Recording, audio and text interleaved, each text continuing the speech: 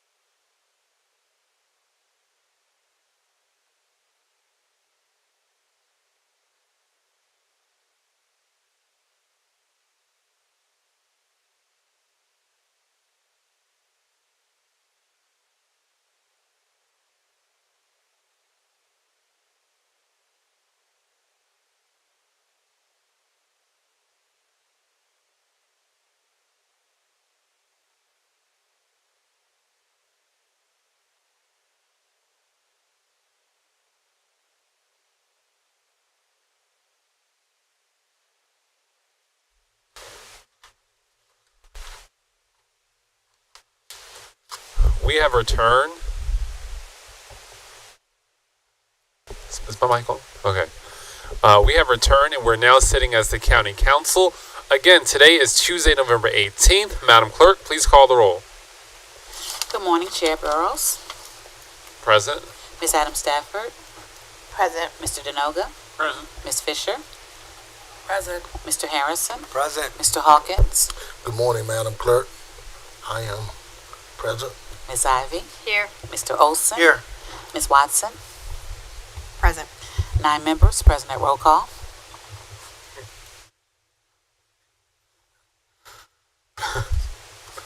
Thank you very much. Mr. Battle, please approach. The first special intention is from Mr. Hawkins. Thank you, Mr. Battle. Could you please pray for Reverend Jesse Jackson and Minister Louis Farrakhan? Councilmember Harrison. Thank you, Mr. Chair. Thank you, Mr. Battle, for joining us and leading us in prayer this morning.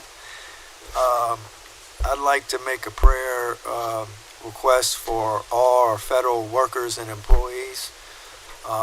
They've been dealing with a lot with the furlough.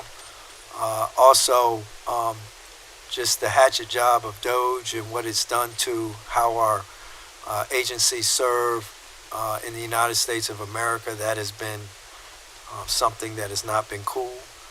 And I'd like to pray for the heart and soul of our leadership in the federal government.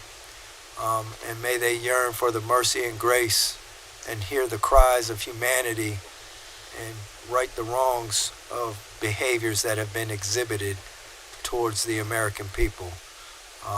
And so that's my prayer this morning.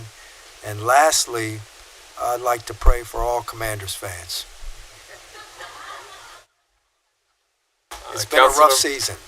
Okay. My condolences. Councilmember Fisher. Ditto to all of those. Mr. Battle, good morning. If you could actually pray for my mom. We won't be in council anymore, but my mom's getting a major knee replacement surgery, and she's just been very stressed, and I would ask you to keep her in our prayers. Thank you. Councilmember Adam Stafford.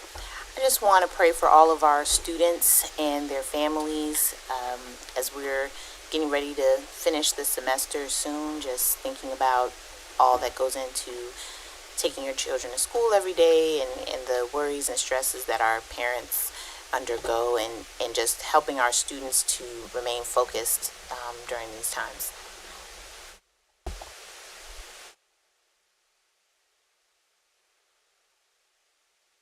Mr. Battle, I'll turn it over to you. Can you hear me? Oh, there it is. Thank you, Mr. Chair. It's a pleasure to lead prayer this morning. So right now I want to ask everyone to prepare themselves for prayer. Lord, right now we start this day as we do always by thanking you, Lord. Lord, we thank you for waking us up this morning. Lord, help us to remember that we can never take that for granted, Lord. With all the people who did not wake up this morning, we know that every day is a gift. It's an opportunity to serve you. So, Lord, right now we ask your special blessings for all of those who are dealing with health issues, Lord, whether it be the Reverend Jesse Jackson, Minister Farrakhan, or even Miss Fisher's mom, Lord. Lord, we ask that you would bless them and keep them. Lord, we ask that you would bless the people that surround them, Lord. Lord, bless them with comfort, Lord, with calm and peace of mind, knowing that your will is always the best. Lord, right now we ask that you would put a special blessing on the federal workers, Lord. Lord, we thank you, one, that the shutdown was ended and that people can return to work. But Lord, we ask that you would continue to bless those who had to deal with the anxieties and the hard choices that they had to make while they were out of work. Lord, we know there are individuals at the federal, at the state, and even at the local level, especially in the private sector, that have been dealing with unemployment, Lord, with challenges with food. Lord, we ask that you would continue to bless them and know that they can turn to you. Lord, right now we ask for a special blessing for leadership, Lord, the leadership at the federal level. Lord, help them to understand that their number one purpose is to show love and to serve those who are in need. Lord, we ask that same blessing for those at the state level, and Lord, even for those at the county level, including this county council, Lord. We ask that you would bless their work. Lord, we ask that you would bless their deliberations and their decisions today, Lord. Lord, we ask that you would also bless the students, Lord, who are going through so many changes and challenges, Lord, at whatever level they're at, Lord. We know that there are lots of challenges in education. Lord, we ask that you would also bless the parents, teachers, the school staff, school board, all to help them to understand the power that when they all get together and have focus on love for these young people, that's the most important thing. And Lord, we ask for a special blessing for anyone who's involved in a team situation, Lord. We know that teammates have to focus on the mission, and Lord, and that to care about each other and to care about the outcomes, whether that's the Washington Commanders or whether it's the Prince George's County Council, Lord. So right now, we say thank you, and all these things we pray in the precious name of Jesus. Amen.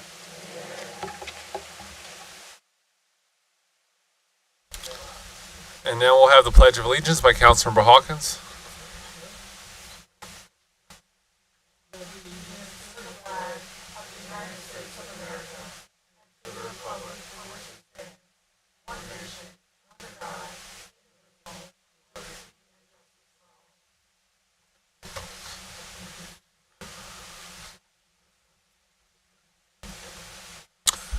Mr. Clerk, request from the general public. There is one request from the general public. Tamara Davis Brown.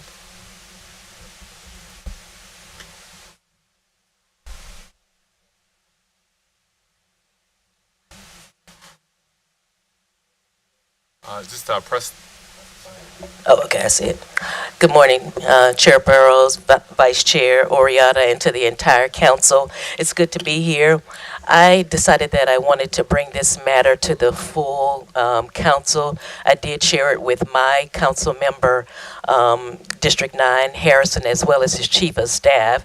I don't know if you guys know, but either the federal government or perhaps the local city government of the District of Columbia are having buses of homeless people dropped off in Prince George's County. I was made aware of this probably about two weeks ago of a gentleman who said that he was on a charter type bus, a small, they also have some small vans. They're collecting homeless and unhoused people in the District of Columbia. He was particularly brought to the B.K. Miller intersection in Clinton, Maryland. And luckily for him, some neighbors, he ended up in Brandywine, Maryland, and some neighbors in Brandywine found out where he was from. They purchased a bus ticket, got in touch with his family, purchased him a phone, and gave him cash to go to New Jersey where he had family. And so I'm just encouraging the council as a body to get together about, one, having our cops officers be diligent if they see any of that activity to report it to you, to the county executives team, the Elevate team. And then second, I know that you guys are considering some facilities for opioid addiction. And I would ask that second and third that you would try to maybe increase some bed opportunities for people that are homeless in our county and to address this issue. But we need to be vigilant and get on top of issues such as homelessness and the unhoused, because I believe that either through the federal government or through DC government that they're being left here in the county for care. Thank you so much. Thank you. I'd like to designate today as Legislative Day number 32. I see our county executive has joined us, so I'm actually going to move the public hearing on the appointment to next. Appointment of the following individual to Director of Housing Community Development, Mr. Jonathan Butler, who was favorably recommended out of PHED on 11/6/2025. Madam County Executive, are you going to do the introduction of the nominee? Yes. Okay. Thank you. Good morning, Mr. Chair. I think Madam Vice Chair is not here, but to all of the county council members, it's great to be with you this morning. I am pleased to stand before you to formally recommend Jonathan Butler for the position of the Director of Housing and Community Development. My recommendation of Director Butler, or Acting Director as he is now, is made with considerable thought about the importance of housing here in Prince George's County and across the country. Housing development, choices, pricing, and financing. For this critical role, I believe Jonathan Butler possesses the exceptional skills and experience we need to lead our county's effort in housing and development. With over 20 years of experience in regional public sector operations, Mr. Butler has built a reputation for effective leadership. Currently, Mr. Butler is actively facilitating 10 affordable housing projects, which collectively represent an investment of over $500 million aimed at producing and maintaining more than 1,500 affordable units for families. Further, he has initiated 14 additional projects that have the potential to deliver an extra 2,000 affordable housing units. These ambitious endeavors illustrate his proactive vision for the community and his determination to address the region's housing crisis effectively. In closing, I urge you to support Mr. Butler's nomination. He's done a tremendous job already, and we know that he is the right leader for the future. Thank you. Thank you. Comments from the nominee?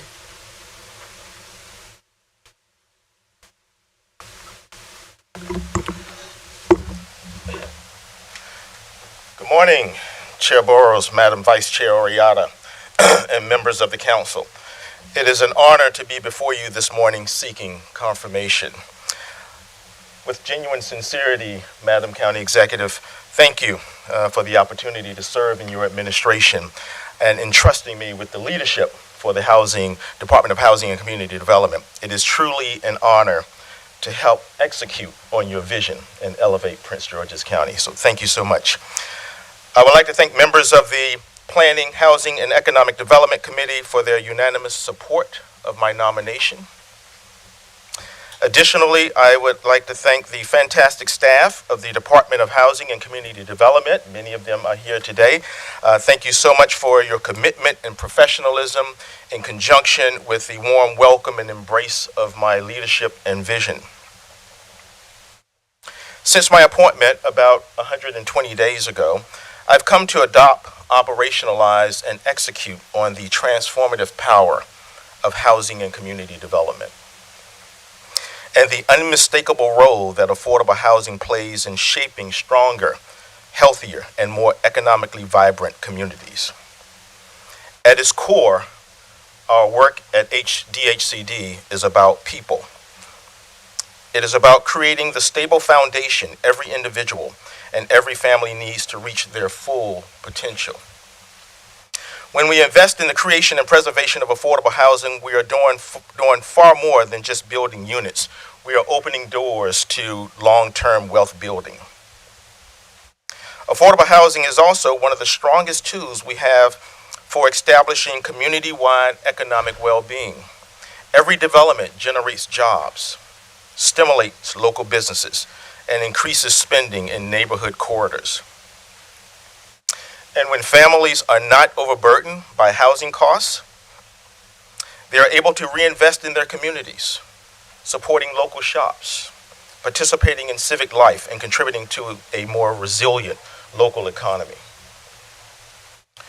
What many folks may not know about housing is that it impacts and extends directly to health outcomes. Without a doubt, stable, high-quality, affordable housing reduces stress, limits exposure to environmental hazards, and improves mental and physical health outcomes. Additionally, and for me, I think one of the most important outcomes of creating and preserving affordable housing is that it strengthens the social fabric of our communities. It keeps our residents in their neighborhoods, and it preserves cultural identity. It creates places where seniors can age with dignity, where working families can thrive, and where future generations can imagine a life of opportunity. Thus, housing and community development is not just about buildings. It's about building equity, dignity, and shared prosperity. As director for DHCD, I intend to employ effective leadership in this space that consists of a collaborative spirit, working across public, private, and nonprofit sectors to align resources, policies, and partnership for maximum impact. My priorities will be to shape industry outcomes through trusted and thought leadership, drive prosperity, and elevate the economic well-being of Prince Georgians through enabling the significant production and preservation of affordable housing, through establishing deep home buying assistance subsidies for county buyers, through strong financial backing for county homeowners for rehabilitation, and through extensive fiscal investment in public services and community infrastructure. In closing, I will strive to position the Prince George's County Department of Housing and Community Development as a national benchmark for other housing and community development departments across the nation, as a genuine industry thought leader, shaping the regional fabric on creating and preserving affordable housing, on community revitalization, and on elevating and sustaining the economic well-being of our residents. Further, I will strive to position DHCD as a transformative organization that is always curious, always innovative, and always implementing best practices. And finally, as a national award-winning organization that is within the affordable housing space. So thank you for this opportunity to bring value, to be impactful, and to ensure meaningful and measurable housing and community revitalization outcomes for Prince George's County residents. I do look forward to a strong collaboration and a robust partnership with each of you. And today, I respectfully ask for your support and approval. Thank you so much. Thank you very much. We'll turn to the speakers list. Our first speaker is Brother Cooper.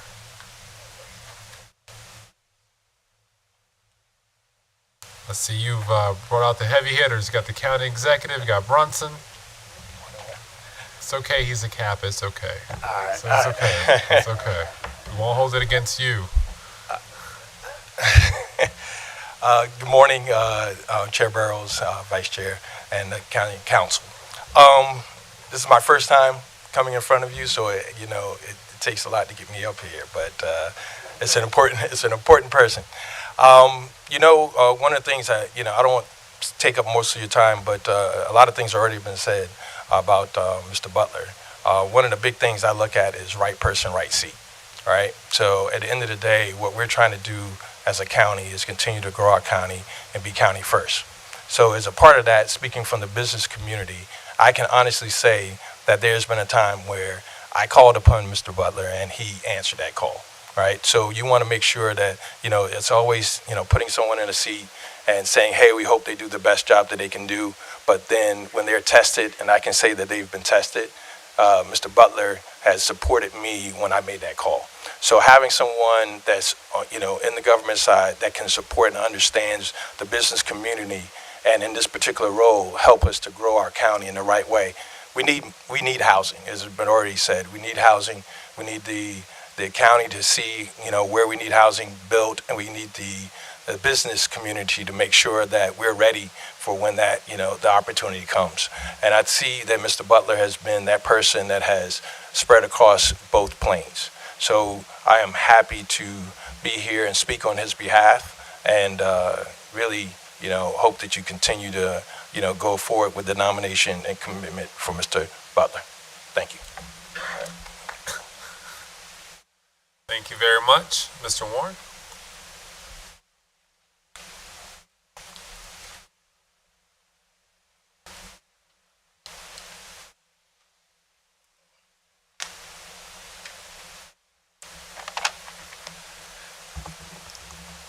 Good morning, Madam Executive, Chair Burrows, Vice Chair, and members of the council. I think most of you know me already, but I'm Shane Warren, owner of Warren Builds, a general contracting company founded and based in Prince George's County. I grew up in this county. I went to school here. I earned my engineering degree at University of Maryland. My brother was a county police officer. My father taught high school, junior ROTC here for 20 years. My roots in the county run very deep. I'm honored to be here today to speak on behalf of Mr. Jonathan Butler. Over 26 years, my company and I have worked with the county government on projects large and small. I have worked with 5 separate administrations, and for over 7 years, that included working with Mr. Butler. I know Mr. Butler to be a man of integrity. He is passionate and a skilled public servant. Through difficult times such as the COVID pandemic, he has been a steady and reliable leader for his staff and for many county businesses to perform contracts for Prince George's County. We recently completed a project working with Prince George's Housing Initiative Partnership, the County Housing Authority, and County Redevelopment Authority. We constructed 6 new, sustainable, affordable, single-family homes in Fairmont Heights, and we are currently building a pocket park for the neighborhood. I have great confidence that with Mr. Butler leading the Housing Authority, we'll have the vision, energy, and steady leadership necessary to complete many projects that will help create stable, affordable housing and promote economic independence for our neighbors.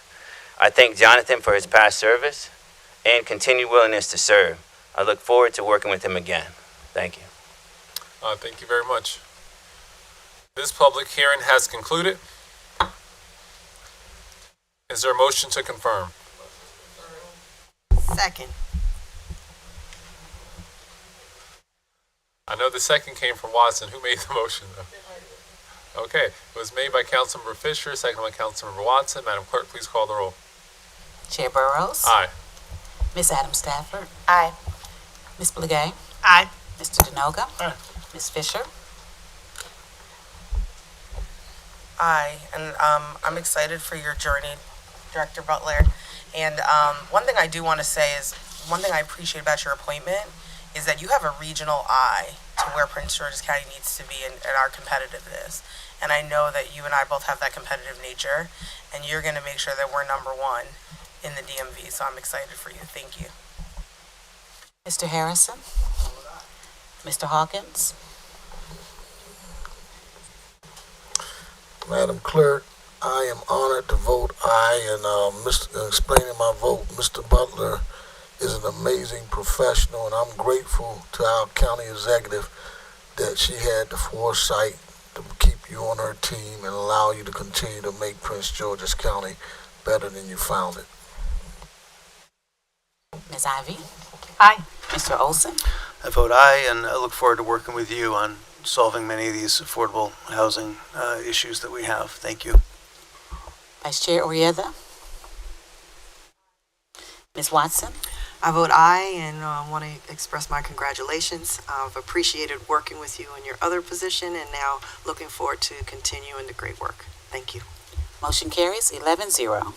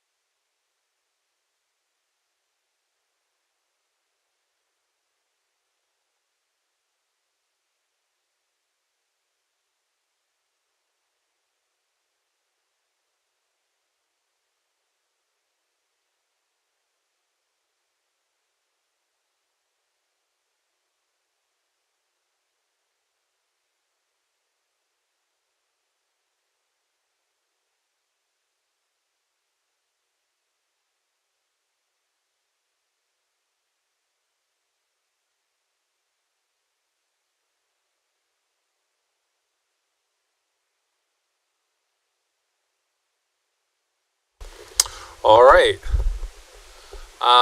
Next, we will move to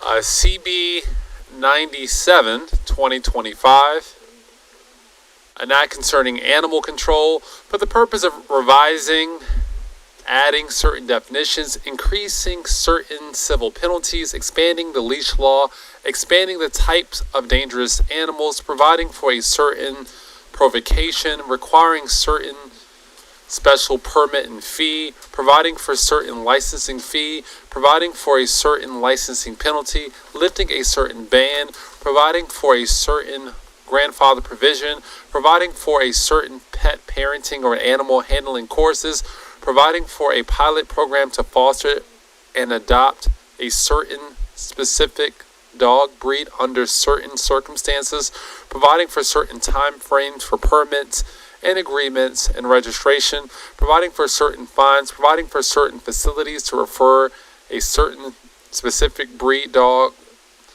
to serve in a certain pilot program to be a service animal, providing for certain spay and neutering of certain dog breed, providing for a certain relettering, and generally regarding animal control in the county. Sponsors are Burroughs, Hawkins, Harrison, and Watson. It was introduced on 10/21/2025. We will now move to our speakers list.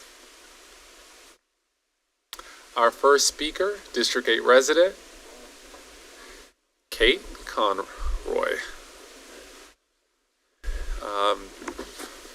And I think we're looking in a good place. Can you hear me? Yes. Okay, excellent. Thank you.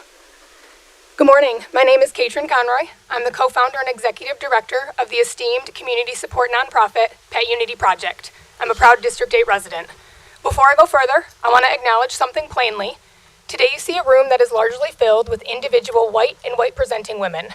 We're here on behalf of a much broader, more diverse population: families, seniors, immigrants, longtime county residents, working parents, people who deeply support this bill but don't have the privilege of taking a full day off work to sit in this chamber. We are fortunate to have their trust, and we take seriously the responsibility of representing all voices accurately here today. This law is about humans. My day-to-day work is in human medicine, caring for our friends and families on the hardest day of their lives. In medicine, we trust the experts. If I have a patient with a heart attack, I send them to cardiology. I trust the subject matter expert, and the subject experts are here in this room. They've been writing, calling, meeting, and testifying for years. They have told you the same thing repeatedly, that real safety comes from evidence-based legislation like CB 97, not from our current law that is based on looks. We trust pediatricians for our children, engineers for our bridges, and we must trust the veterinarians, behaviorists, public safety experts, and legal analysts who have told us over and over that our current law does not increase safety. It actually can do the opposite. But the bill in front of us today will make our community safer and fairer. I ask you to reflect on the opposition that you've heard. How many of those fears describe problems that this bill directly addresses? Unleashed dogs, irresponsible owners. These are the real issues, and they are addressed in this bill. This is a bill that gives us the tools to actually prevent harm to our community. It replaces a policy that has failed our county for 28 years with better legislation built on data, accountability, and proven effectiveness. On behalf of myself, my family, and all of the families that PG Pup is lucky enough to represent, I'm asking you to please do the right thing. Give us a law that is safer, fairer, more effective, and brings our county in line with expert advice, elevating us to join every other metropolitan jurisdiction in this country. Please vote in favor. Thank you. Joseph Ryan. Victoria Poe.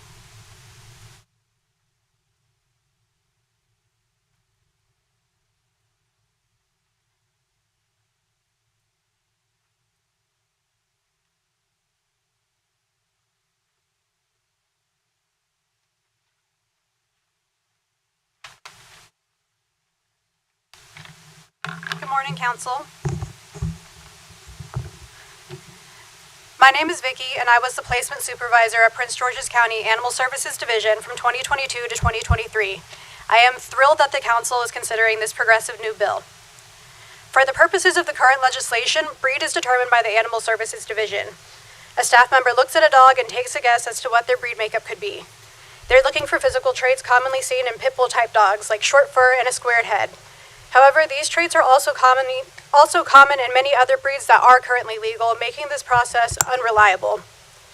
To be clear, this is not a skill issue. No amount of knowledge or experience can allow a person to read a dog's DNA. For Prince George's County, the stakes are high. A dog who is determined to be one of the 3 breeds banned in the county is much less likely to have a live outcome and may be separated from an already established family. That banner you just saw represents over 1,000 dogs, good dogs, some of them puppies, who were destroyed in 2024 and 2025, not for behavior concerns, but for the way they looked. I remember a dog in our care that was labeled an illegal terrier mix. Records from a previous stay with us show that 2 members of leadership and an animal control supervisor had once determined her to be an American Bulldog, so a legal breed. I updated her record accordingly and was quickly approached by the same supervisor who now disagreed with the original assessment. He asked me who made the determination on the dog's breed. I said, "You did." While it had been a few years, I did find it telling that the same person could look at the same dog and make 2 different determinations as to whether or not that dog could legally exist in the county. There should be no room for that level of subjectivity in our legislation. Ultimately, there is no effective way to use an ineffective method of breed ID, and it is unfair to the residents and to the dogs of Prince George's County to continue to use this archaic system to determine legality. Rather, the designation as to whether or not a dog is dangerous should be based on behavior, not on physical appearance. I thank the Council for their time and consideration. Thank you. Dr. Woodson?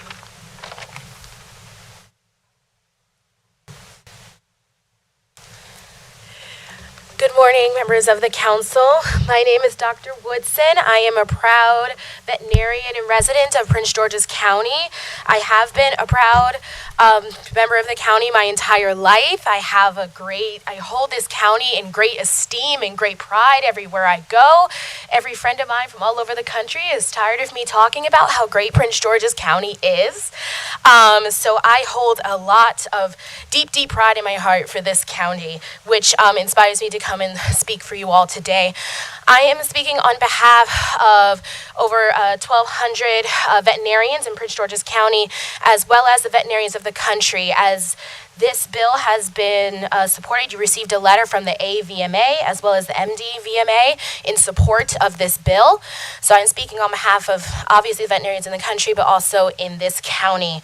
We are, I would say, one of the major experts on this matter. We understand the unreliability of breed identification, and we trust that the council will use our expertise when considering this bill. Aside from the expertise in regards to the bill, I want to talk about, even just as a member of the county, telling friends, come live here, I want you to stay here. A lot of them haven't been able to. A lot of them wanted to set up businesses here, move here, be a part of this community because they hear how great it is, and have been unable to do so due to the breed ban, and they can't bring their dog. And they're worried about losing a family member. One of the big things that I pride Prince George's County on is how smart we are and how innovative we are and how forward-thinking we are. So I encourage the council to please vote yes on this bill so we can catch up with the rest of the country and continue to move forward. Thank you. Thank you. Ayanna Price. And Katie Moore. Am I saying that right? And then is Laura Pohanka here? Good morning. Thank you, Council Chair, Council Vice Chair, and the entire council. My name's Ilona Price. I'm the Community Support Director and founding member at Prince George's County Pet Unity Project. You might otherwise know us as PG Pup. I'm also a dog mom and a mother to a human toddler. I have the privilege of getting to see my dream come true every day when I help families keep their pets safe, healthy, happy, and at home through our volunteer work at PG Pup.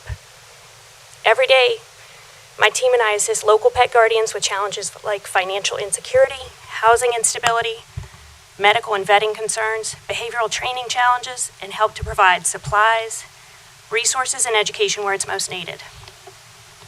Local families who are dealing with the struggle of putting food on their tables don't need one more hurdle to overcome, which is why we support the passage of CB 097. Families like the Jones family in Greenbelt, the Brown family in Camp Springs, the Boyd family in Bowie, the Gonzalez family in Landover have all benefited from the non-judgmental, supported services that PG Pup provided when they were not eligible to receive any assistance from the county because of breed restrictions. We provided access to vet care, supplies, and food from our pet pantry. We helped to make it possible for these families to keep their pets safe and at home. Council members, if you vote yes on CB 097, families like the Williams family will not have to surrender their beloved family pet after raising her from a puppy alongside their grandchild, just because their landlord has decided that she looks like a banned breed. Thank you for your time, your dedication to helping us continue this work of keeping families together with their beloved pet. Thank you so much. And thank you for everything you did this weekend. You have great patience. Please tell your mother I said hello. And after Ms. Pohanka, we'll have Melissa and then Stacy. Great. Good morning, council members. My name is Laura Pohanka, and I'm a fourth-generation family member of the Pohanka Automotive Group. I have a strong passion for animal welfare, and I've been a volunteer at the Prince George's County Animal Shelter since June 2023. For over 60 years, the Pohanka Automotive Dealership Group has chosen to do business in Prince George's County, selling and servicing vehicles while investing deeply in the community we call home. In 2025 alone, we have donated over $250,000 to 60 county-based organizations. Through community partnerships, such as the Ben Carson Scholar Foundation, we were able to open the first 2 reading rooms in the county, and through our Your Car, Your Cause initiative, we continue to expand our ability to give back and uplift residents. In 2024, we extended that commitment to companion animals by partnering with the Prince George's County Animal Shelter to host our first dog adoption day at Honda of Capitol Heights, covering adoption fees for all dogs that were adopted. As the events grew, it became clear that the community interest in adopting was high, but the current breed restrictions prevented many wonderful dogs from even being eligible to attend. I have personally watched countless well-behaved, loving, terrier-type dogs remain behind simply because of how they looked. To meet community demand, we have since had to partner with an out-of-county shelter despite our strong desire to focus our efforts on dogs right here in Prince George's County. In just 5 adoption events, more than 175 animals have found loving homes. We know we could have helped so many more, especially terriers, if they had just been given the chance. This is why I'm here today. Breed-specific restrictions are preventing adoptable county animals from finding homes. They are limiting life-saving partnerships, and they are placing unnecessary strain on our shelter system and community. I strongly urge you to support CBO 97 and move Prince George's County towards modern, humane, and effective animal policies. By passing this bill, you will help ensure that every dog is evaluated as an individual and given a fair opportunity to find a family. In addition, you will empower community partners like us to continue doing even more for the animals and residents we serve. Thank you for your time and consideration.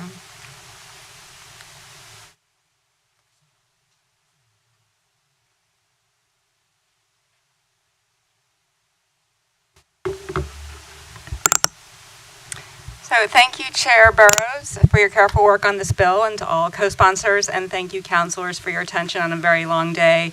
As a resident of District 2 who was bit by 2 dogs in late 2023, encounters loose dogs daily, fosters behavioral cats, and volunteers with the county shelter, I ask that you support this well-crafted bill.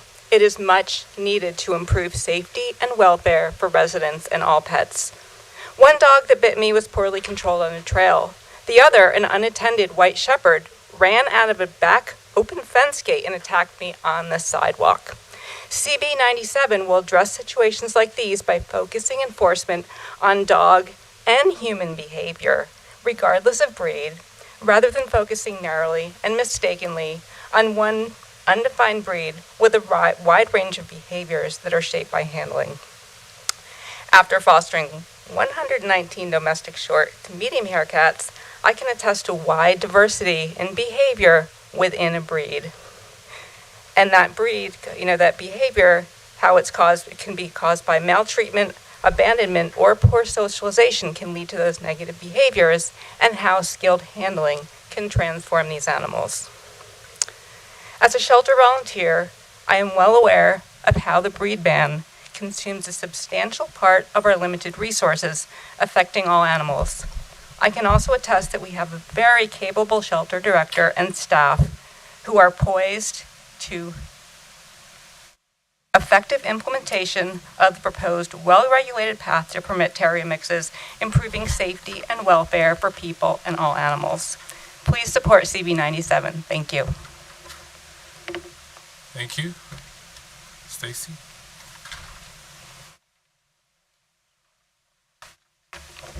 Good morning, esteemed Prince George's County Council. Thank you for the opportunity to speak in front of you this morning.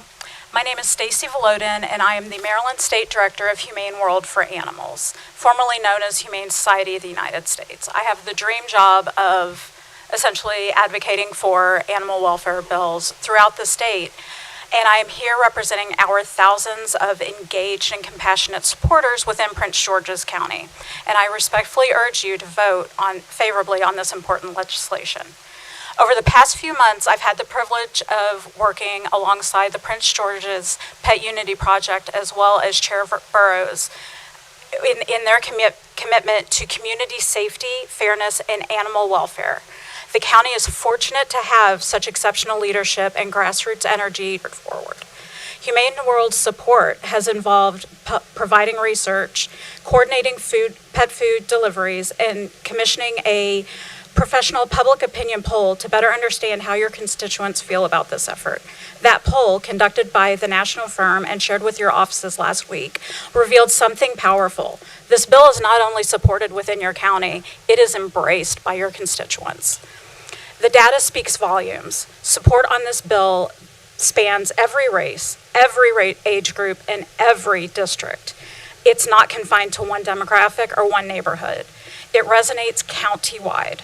In fact, 79% of Prince George's residents supported this bill once they learned about it.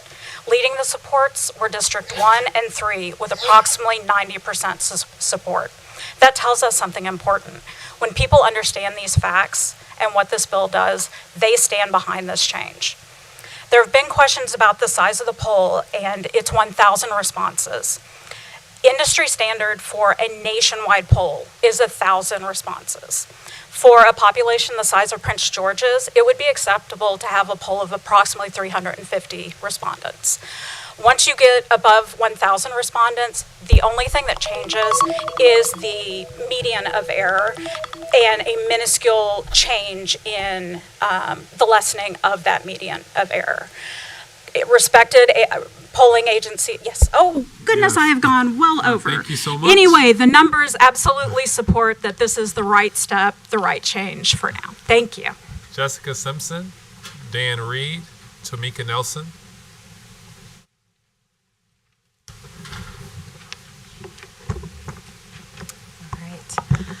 Good afternoon, Chair Burrows, members of the council. My name is Jessica Simpson.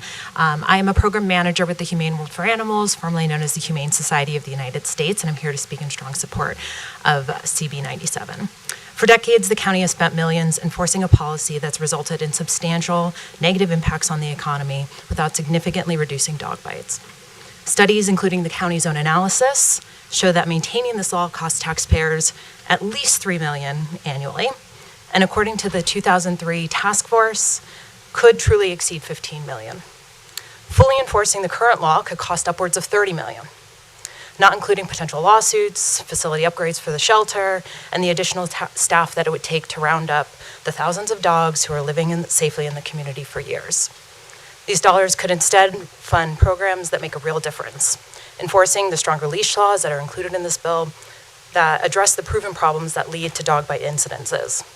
Other community programs like youth mentorship, reentry and education programs, or fully cover the cost of food services subsidies for public school students to have access to a nutritional meal. The bottom line is this policy hurts local families and the economy. Pet ownership contributes hundreds of millions of dollars to Maryland's economy each year, but this outdated ban drives businesses, potential residents away from Prince George's County. Passing CB 97 would free up resources, strengthen the economy, and allow for Prince George's County to focus on evidence-based, humane, and cost-effective solutions that will make your community safer for both people and pets. So we ask for a favorable vote today, and thank you for your time and consideration. Thank you very much.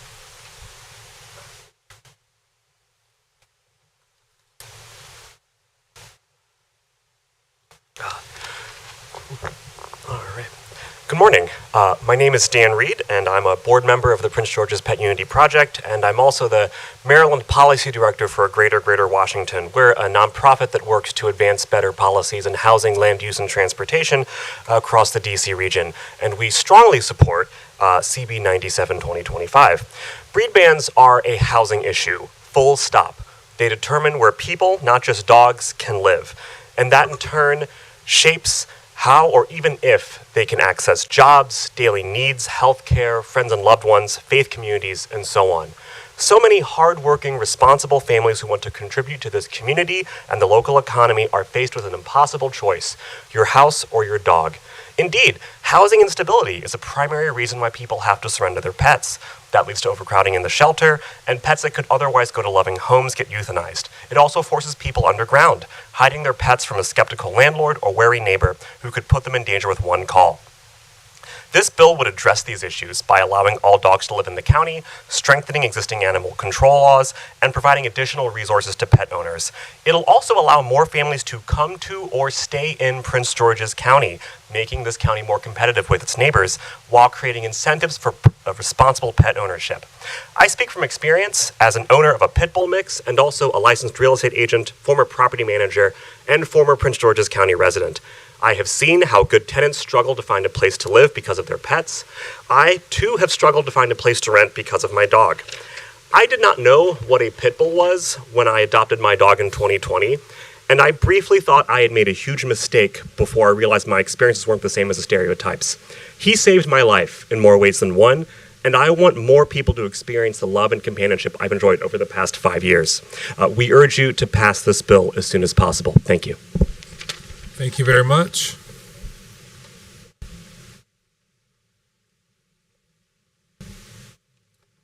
Good morning.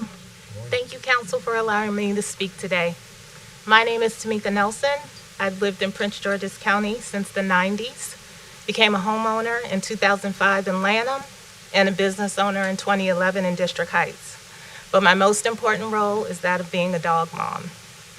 I have 2 rescue dogs who are affected by the current pit bull ban. To us, our dogs are children. We're responsible dog owners. Our dogs are socialized. They are microchipped. We walk them every day in parks and public places.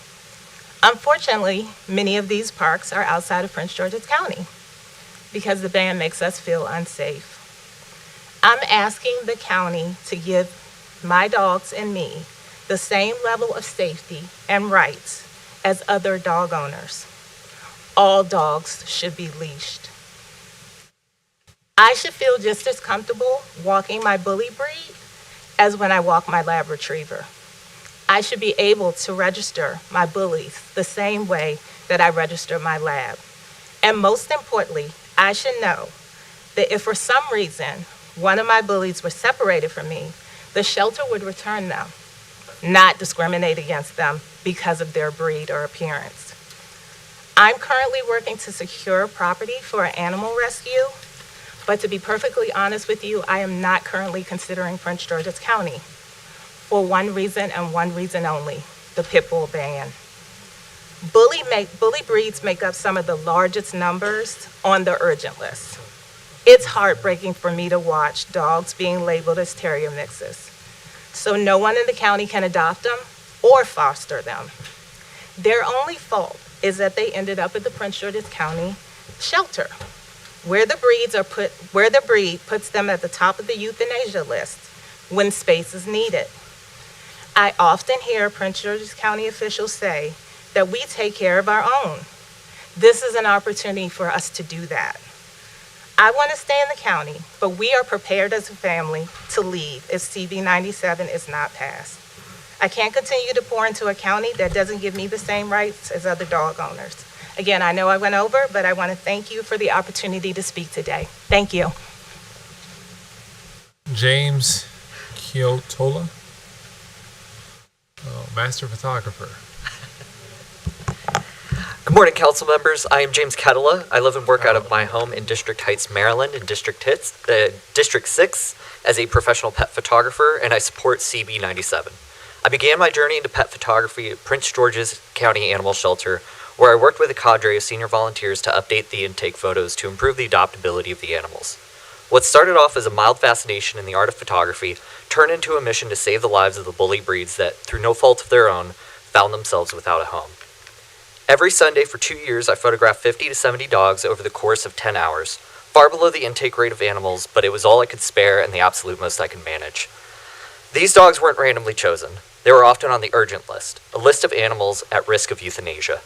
Looking through the thousands of photos I had taken at the time, there was a clear theme. Well over 90% were pit bull type dogs. This is the reality of the breed ban. I started Happy Paws Photography to support animals in need. One quirk of business ownership was that I learned a lot about how people felt. When I'm booking clients, they often request that we do not conduct our sessions in Prince George's County, citing the breed ban. This isn't just when they have a dog that would fall under the ban either. This happens across the board. Not being able to photograph in my own county forces me to travel, often across state lines, to find a location to capture photos. There is one wall in my home that is between me and a home pet studio, but it's the barrier that our current pet laws have put on my ability to do business that stops me from knocking it down. The reputational harm has stunted the growth of a pet industry, which has flourished in every jurisdiction surrounding our county. I want to see Prince George's County become one of the best places to live for people and their pets. I believe we share this vision, and I look forward to opening up my studio right here in District Heights once CB 97 is passed. Thank you for your time. Thank you very much. Claire Morris. Joseph Minich. I'm butchering all the names.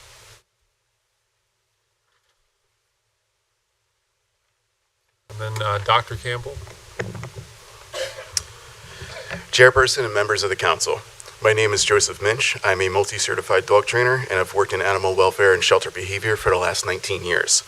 There are many myths that are currently attached to pit bulls, which are the same recycled myths that were once said about Rottweilers a few decades ago, German Shepherds and Dobermans before them, even dating back to the 1800s when bloodhounds were considered to be inherently dangerous dogs. A 2022 study by the University of Lincoln concluded that breed alone is not a reliable predictor of individual behavior tendencies, including aggression, and therefore breed-specific legislation is unlikely to be an effective instrument for reducing the risk of dog bites within a community. Instead, the author suggests that legislation focus on the behavioral tendencies of the individual dog. In April of the same year, a study by MIT and Harvard sequenced the DNA of over 2,100 dogs and concluded that breed offers little predictive value for the individual. Behavioral characteristics, instead, are made up of multiple genetic variants from each dog's lineage and environmental influence, and are found in all breeds at varying prevalence. AKC breed standards do not allow for aggression as an accepted trait in any breed of dog, and is considered to be a fault towards their breed standard. If the goal of the legislation is to reduce dog bites, focus should lay on providing science-backed resources to dog owners in the county, access to positive reinforcement-based training materials, affordable spay, neuter, and medical services, and as medical well-being and behavioral well-being are closely linked. And education on responsible dog ownership would all benefit dog owners in the community, regardless of the breed or age of their dog. Thank you for your time and consideration. Thank you. Now to Dr. Campbell. Is that Clement Troutman?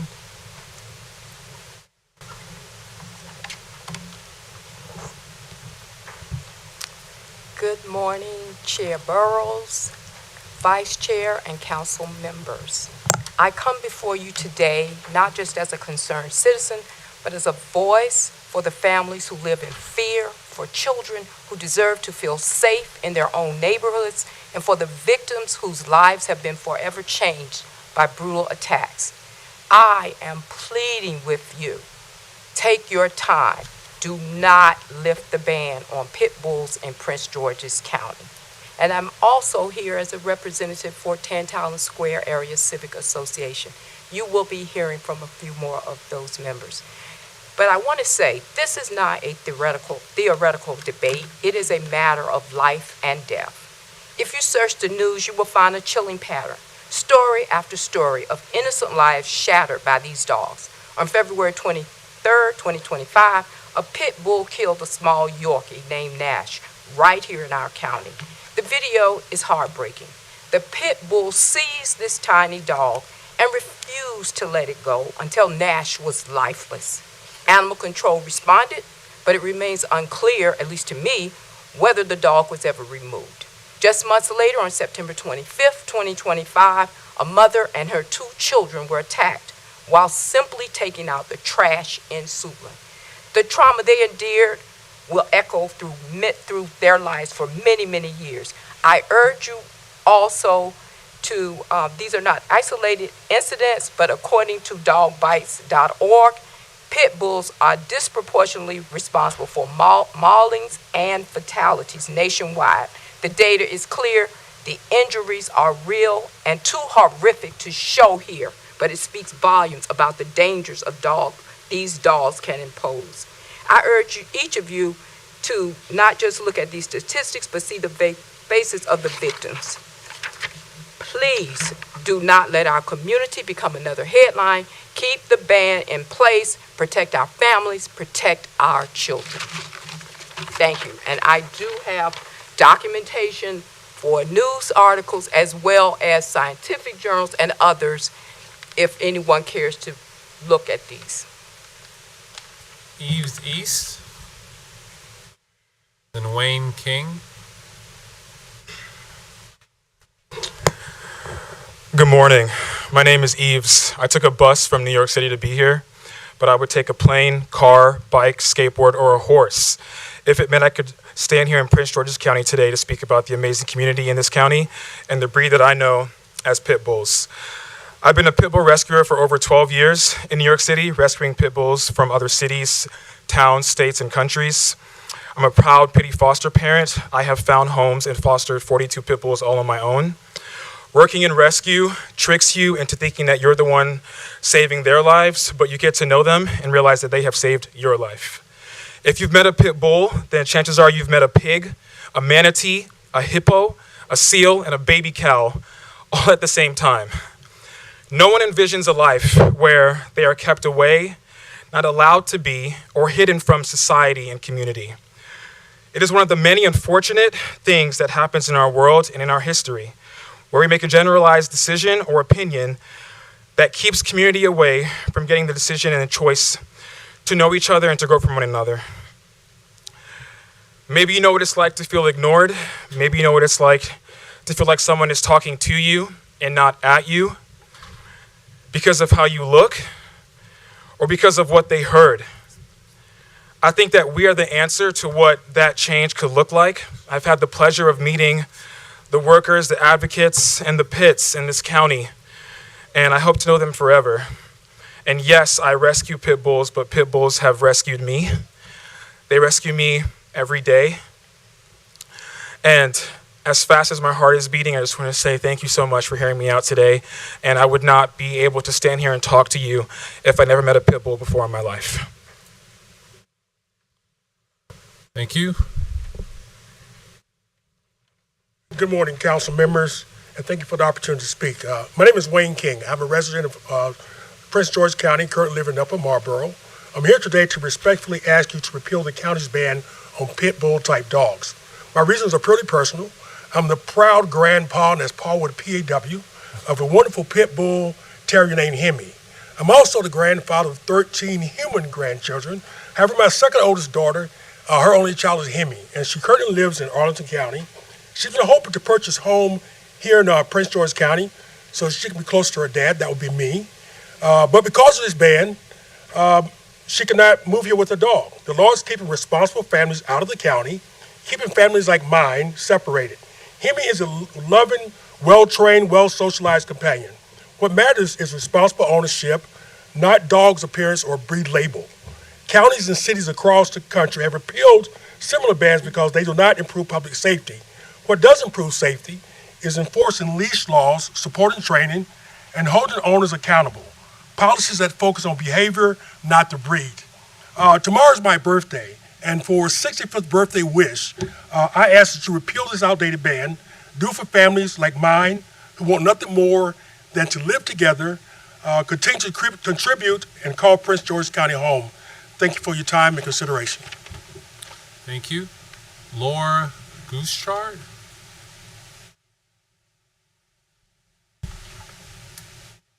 Then Sonora Hemphill and Richard Ray.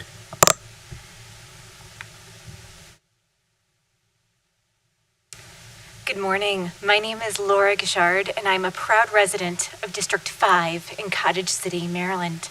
I'm testifying today to strongly urge your vote in favor of this bill, as it's a crucial step toward promoting community safety and responsible pet ownership in Prince George's County. I bought my home in 2022, and after moving here, I attempted to obtain licenses for my 2 dogs, some providing a personal example of the unintentional consequences of the existing legislation. Unfortunately, I was denied a license for my, at the time, 7-year-old, 14-pound, scruffy little terrier. The reason that I was told was because his rabies certificate that was furnished by my veterinarian listed his breed simply as terrier. I was even asked if I had performed DNA testing to prove his specific breed, which I had not. I did not, and I left without a license for him, and he remains unlicensed today. I doubt that this was really the intended consequence of the existing legislation, and I question what other unintended consequences breed-specific legislation has cost our county and its families. I wish to live in a community that values the safety and the well-being of all of its residents and their families, which includes their beloved pets. I ask you to rely on data and demonstrate your commitment to enacting legislation that paves the way for intended consequences, ensuring that all residents can enjoy a safer and a more humane Prince George's County. Thank you.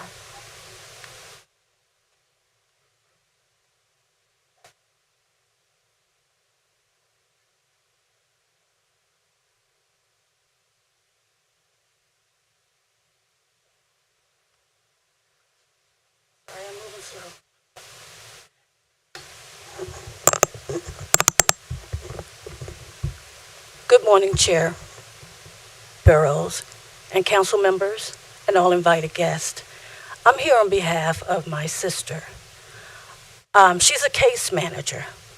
Moved to Prince George's County area a year ago. Oftentimes she has to visit her clients. And in her area, there's a lot of stray dogs. And she was told not to have any animals over a certain amount of pounds in height. She has supposed to be a puppy dog. And this pit bull, as soon as my sister entered the yard, the dog jumped up on her, kicked her with his bottom feet in her knee. She was afraid. She didn't know whether to holler, scream. The client came out, grabbed the dog, but the dog was handling her. The dog didn't have a leash or a muzzle on. One day I was at Safeway. Young man was asked to take the dog out, the pit bull out. He had the muffler that they're supposed to wear and a leash. And the police officer said, "Sir, that's not the dogs that you carry around if you have an ailment or whatever." He said, you must move this dog out of here because of his energy and the way he jumped at that security guard. The dog jumped up on the security guard and ripped his arm, and that was down in Southwest. I go in some of these department stores now. I see people walking in the stores with pit bulls, strong dogs, tall, big, huge dogs, no leash, no muzzle, and these people are terrified. One guy released his dog on Georgia Avenue Walmart purposely. That dog ran through the store, scaring everybody, even women who had babies in strollers. When I heard about this meeting today, I said I have to be there. I have to represent my sister, and I have to represent all of the experiences I know about and I've seen. A little boy, 1 year old, his face was mauled by a family dog, pit bull. The boy died instantly. Something needs to be done about the owners of these dogs.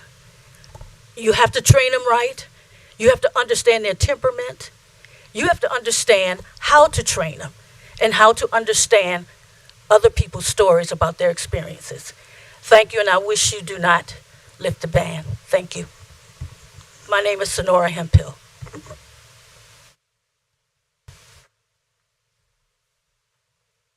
Is Richard Ray here? Okay, thank you. And this Patricia, the last name is Miser. Please come up. And then Martin Mitchell. Good morning, Chairman. Good morning. Bearers and other council members. My name is Richard Ray. I am here with my wife, Linda, and others from the Tantalum Square Civic Association located in Fort Washington. We are here to ask you to vote against lifting the ban on the Pit Bull Act, an act concerning animal control. Let me share with you why my wife and I are against lifting the ban on the Pit Bull Act. The pit bull, as we know, has serious concerns based on both personal experiences as well as the being of our community. It was a few years back. Our daughter was about 7 years old, and she was riding her bicycle while I was working in the yard and watching her. It was when I heard a loud scream from our daughter, and I witnessed a pit bull that was chasing our daughter and acting aggressively towards her, causing fear and distress. Our daughter was running and screaming, calling out for her mom and dad. It was then I looked up and saw her running to the house. She ran into the garage, and that is when I realized she was being chased by a pit bull. The pit bull had followed our daughter into the garage. I grabbed a stick to protect her. The owner came in to the garage and said he was just a puppy and he wouldn't harm her. I told him it didn't matter. If this dog is just a puppy, it shouldn't be the acting aggressively towards passerby, causing fear and distress among children and families. He got his dog and led it out of the garage. I then went into the house with our daughter, where I called police and reported the incident. I guess the police got the dog because the next morning there was a big nasty note in crayon that was left on the sidewalk in front of my house. This incident deeply affected us and heightened our awareness about the potential risk associated with lifting this ban on the Pit Bull Act. I hope and pray for you to vote against lifting the ban on the Pit Bull Act. Thank you.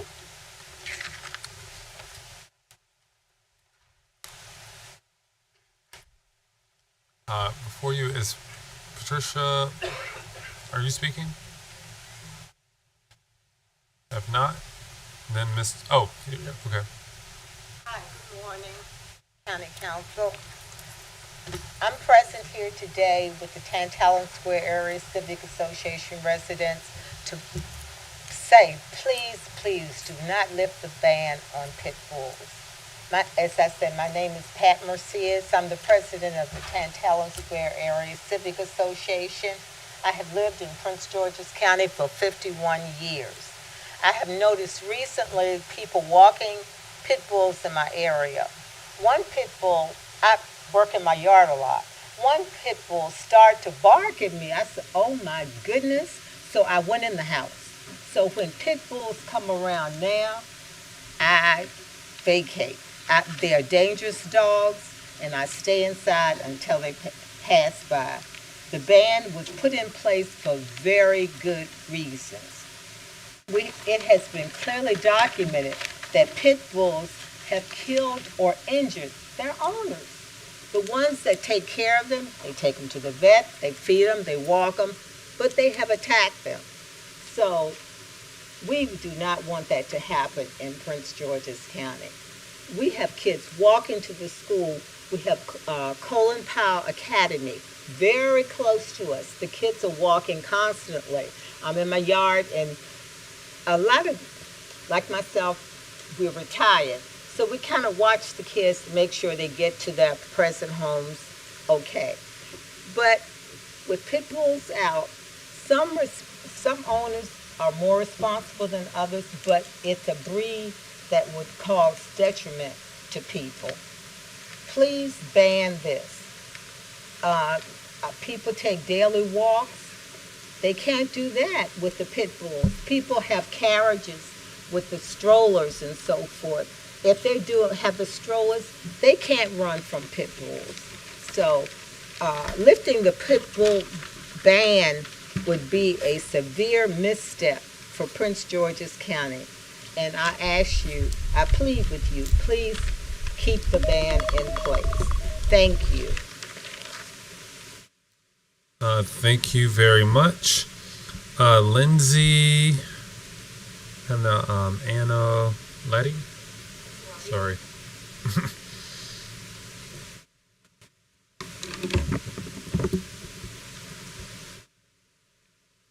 Hi. My name is Lindsay Ancelotti. I'm from District 5. And I'm speaking today because this is an issue extremely important to me and my community. I do a lot of volunteer work with dogs, including fostering, and one thing that I find important is community education to keep the community safe.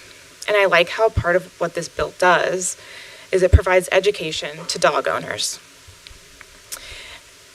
And the bill will, under this bill, when dogs are adopted at the shelter, the owners will get counseling on responsible ownership. For instance, using leashes and not letting dogs run free.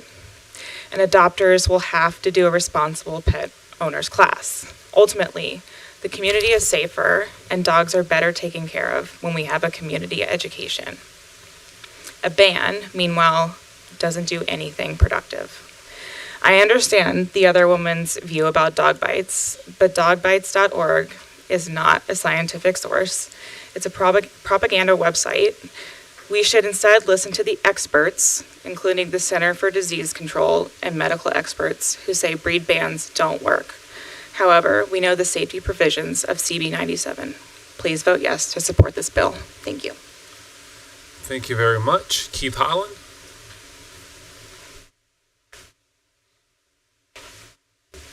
Good afternoon, Council.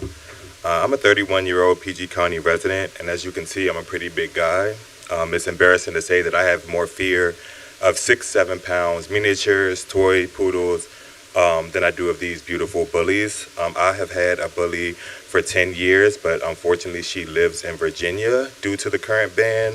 I have family members that would like to visit the county as permanent residents, but because of the ban, they do not see that as a future for themselves or their children. As someone who has volunteered with the Lost Dog and Cat Rescue Foundation for 2 years, I've noticed that a lot of these animals are not lost but abandoned. And I think that if we use this time to craft progressive legislation that takes account of, progressive legislation that deems the owners as responsible for the attacks on people with children, which is a very real issue, I think that it'll create a better understanding of what the science says about these breeds and how we can come together as a community to protect all of the constituents. Thank you for your time. Thank you. It's Katie Flory.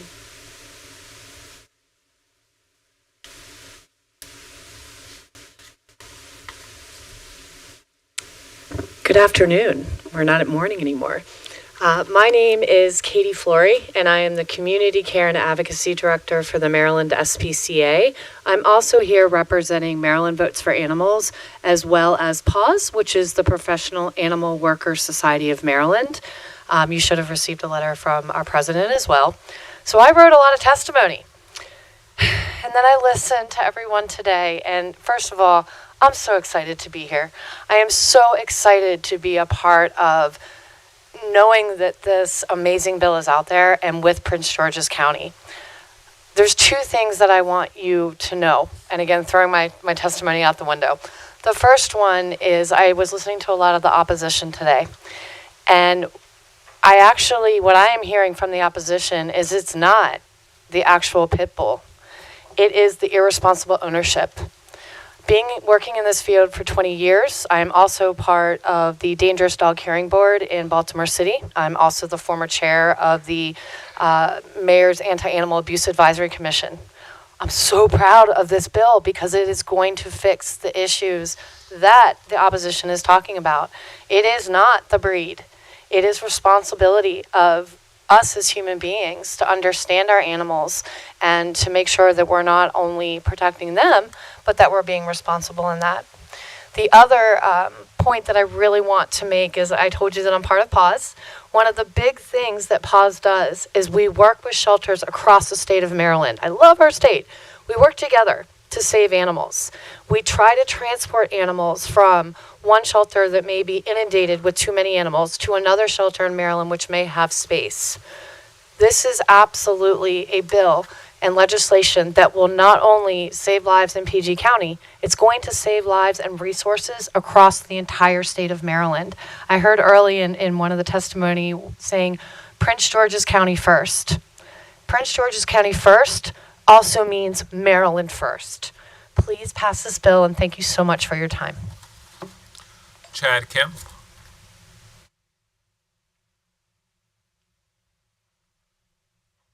Then we'll move to our last speaker. That'll be Maya. Thank you, Council. My name is Chad Kemp. I live in Arlington County. I work with the Department of Housing and Urban Development. I've had pit bulls for 16 years. I've had 3 great pit bulls. One of them actually came from PG County where she was mislabeled. And the reason I'm speaking today is because I actually, will not move to Prince George's County because of the ban.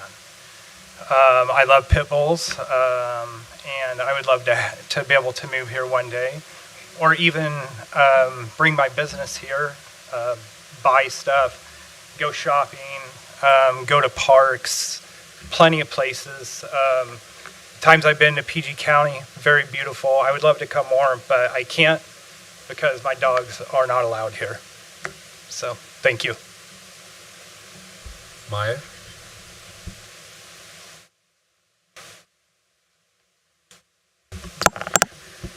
I'm a little short. Good afternoon. I'm a little nervous as well, so thank you all for bearing with me. My name is Maya Feline. I am one of the co-founding members and a board member of Prince George's Pet Unity Project. I have my master's in public health education, and I'm a professor at George Washington University in DC. I would like to remind folks that we are first and foremost a community support and education nonprofit group. We are not a pit bull group. We just wrapped up a block party with the council chair, Ed Burrows, where we served hundreds of constituents free food for both human and pets, as well as numerous other activities serving our community. All of the opposition that we've heard today, that happened under this ban. How is this ban serving you now? This law was enacted in 1997. Are there many other laws you can think of from that time that are still benefiting the community now? I think we can all agree that safe handling of all dogs is imperative for our children, our elderly, our entire community. Those who have experienced animal attacks firsthand are uniquely positioned to support this bill, and we would love to collaborate with you. This is a bill for safety, for smart use of our money, and for our community. I appreciate your time, and I know you will be on the right side of history today. Thank you. All right, this public hearing has concluded.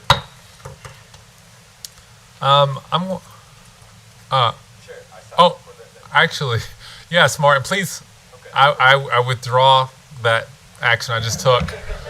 Normally when I call people up, they stand up, but yeah, please. Madam Clerk, that was an error. I called you. You were sitting there. Tom even came over, but when you didn't get up, No, I didn't hear my name a second time because I heard it in this section, and then that's when I walked over here to be normally I don't call, I just wait for people. Normally when I call it, just come up and speak. No worries. Okay. We're good. Greetings, Chair and distinguished members of this council. Thank you for taking up this issue. My name is Councilmember Martin Mitchell. I'm a former at-large Laurel City council member and an active dog owner.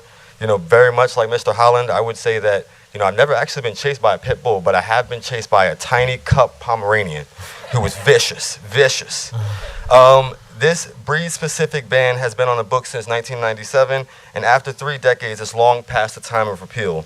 For 27 years, CB 97 has stood as a policy rooted not in science, not in data, but in fear. And that fear has fallen hardest on the very communities already under the weight of disproportionate enforcement.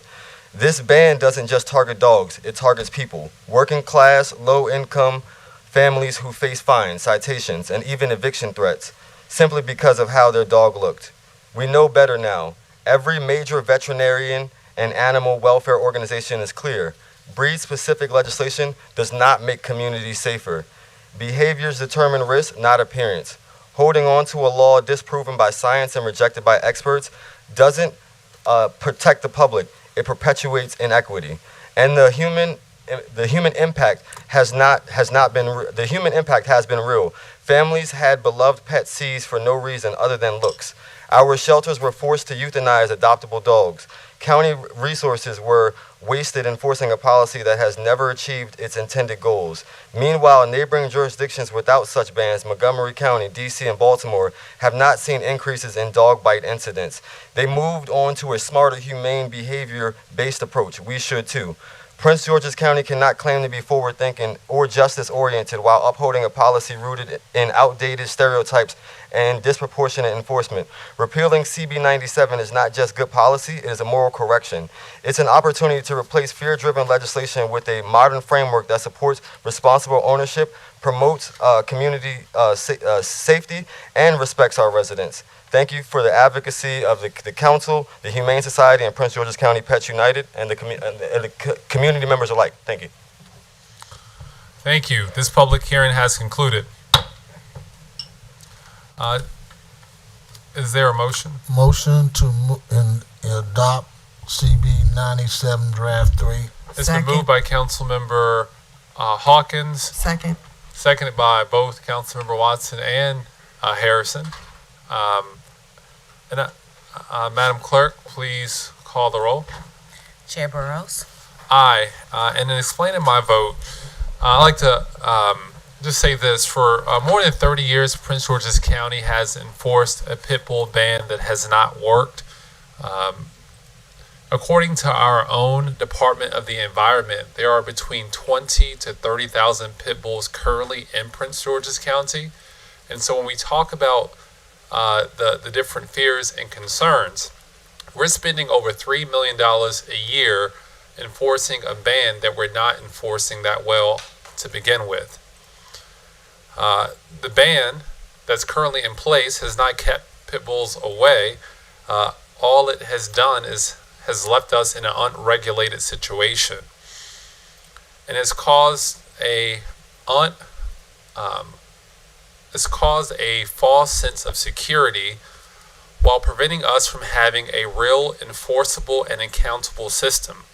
And as I mentioned, we spend over $3 million a year enforcing a law that doesn't work. And when you talk to the policy experts, our veterinarians, our animal behavioralists, national public safety organizations, this ineffective, outdated law is not even fairly enforced.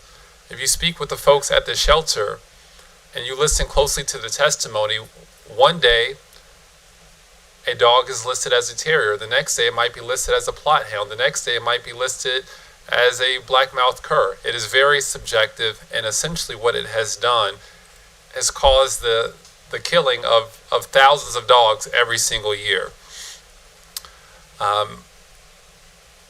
And the dogs that are being killed, a lot of them are adoptable, well-behaved, and they're being killed solely based off of their appearance. CB 97 replaces a broken system, and it helps protect the public. It ends the ineffective ban, and it replaces it with a strict regulatory framework that brings these dogs into a system that can be tracked, permitted, and held to higher safety standards. Under this bill, every bully breed type in the county must have a special permit. The owners must microchip them and keep them vaccinated. They must follow stricter leash laws and containment rules, and follow up with compliance and inspection checkups.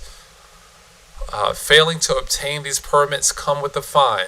Repeat non-compliance can lead to impoundment. For the first time, we'll have a way to monitor, regulate, and enforce responsible ownership.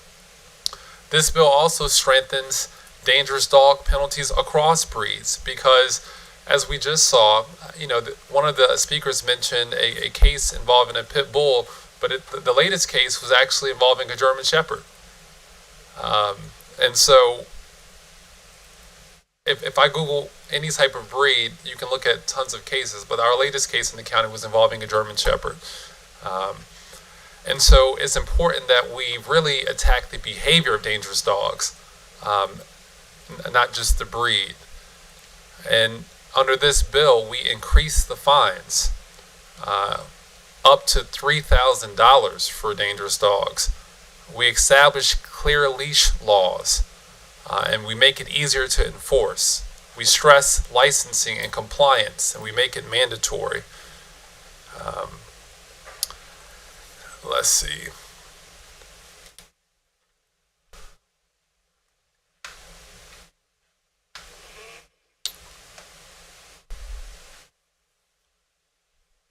I can go on and on, but essentially the thing that I want to say is the law that's on the books clearly does not work.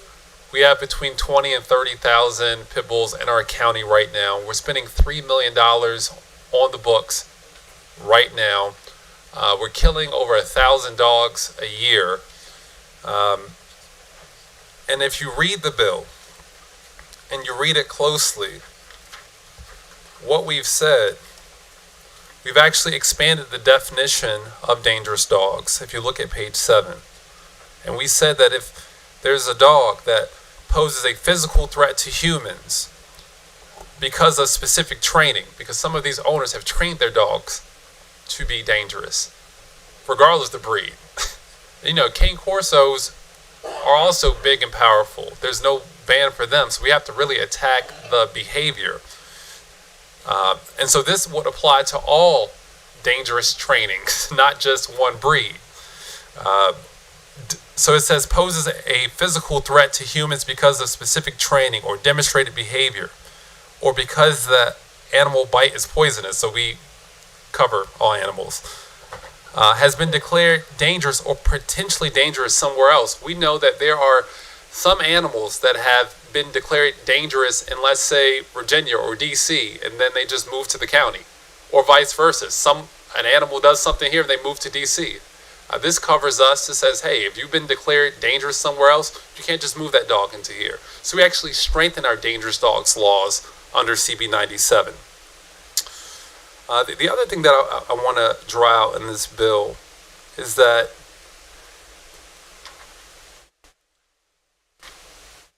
we have such professionals at the shelter, and what we say in this bill is that the shelter administrator of animal control,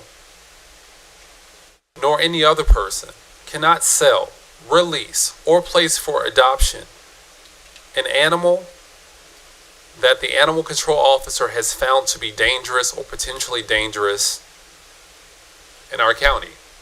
And so they will engage with these animals. They will put them through several behavioral encounters.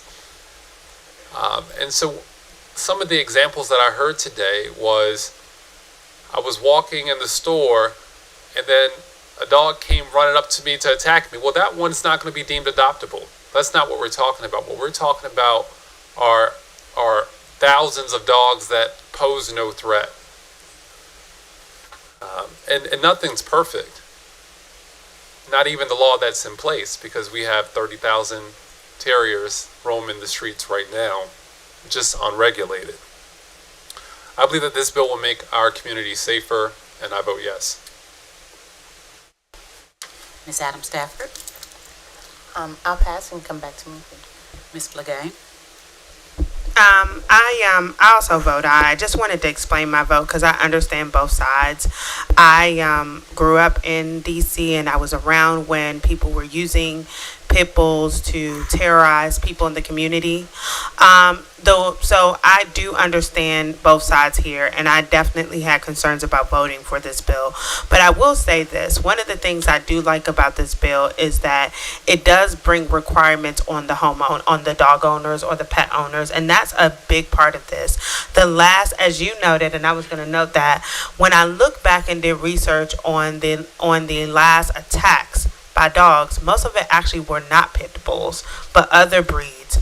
So to pick just one doesn't make sense. If we're going to ban for pit bulls, we either ban for all or we hold people accountable. And it took a while for me to actually start to love dogs because, of course, when I was younger, they were used to terrorize, and it wasn't just pit bulls, but pit bulls probably looked like the scariest of them all. So I do understand that people want to make sure that pet owners are held accountable. And I do appreciate, Chair Burrows, you making sure that that's the biggest part of the bill, because what I will say is that we do need to go after the bad actors, because as we know with what goes on here, the bad actors pay for the actions of those who are actually doing what they're supposed to do. So we're going to make sure that a pet owner who is terrorizing community, leaving their dogs on the leash, training their dogs to be so vicious, will be one that will suffer consequences. And that's the most important part to me, and that's why I do support this. I do appreciate all of the members of my district. I would say in my district, it's a lot of pets. I cannot walk through any community without having pets, or especially dogs and cats, everywhere in my community. So I understand that we have a pet community, but I do understand the concerns of those that have been terrorized. And I want to thank Pet Unity for just bringing this issue to our attention, but really making it that we understand it. A shout out to Caitlin Conroy, who was on my team to help me get elected into this position. But I just want to just note here, it's time that we have all dog owners held accountable. And that is the biggest thing here. The bad actors need to be held accountable, and that stands for the owners, not the dogs. So I definitely understand the lift of just overturning this, but while we're overturning it, we're holding the true culprits responsible, and that's why I vote aye. Mr. Denoga?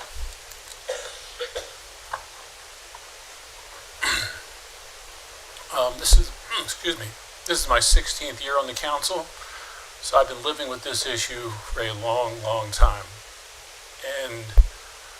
And frankly, this does come down to responsible dog ownership.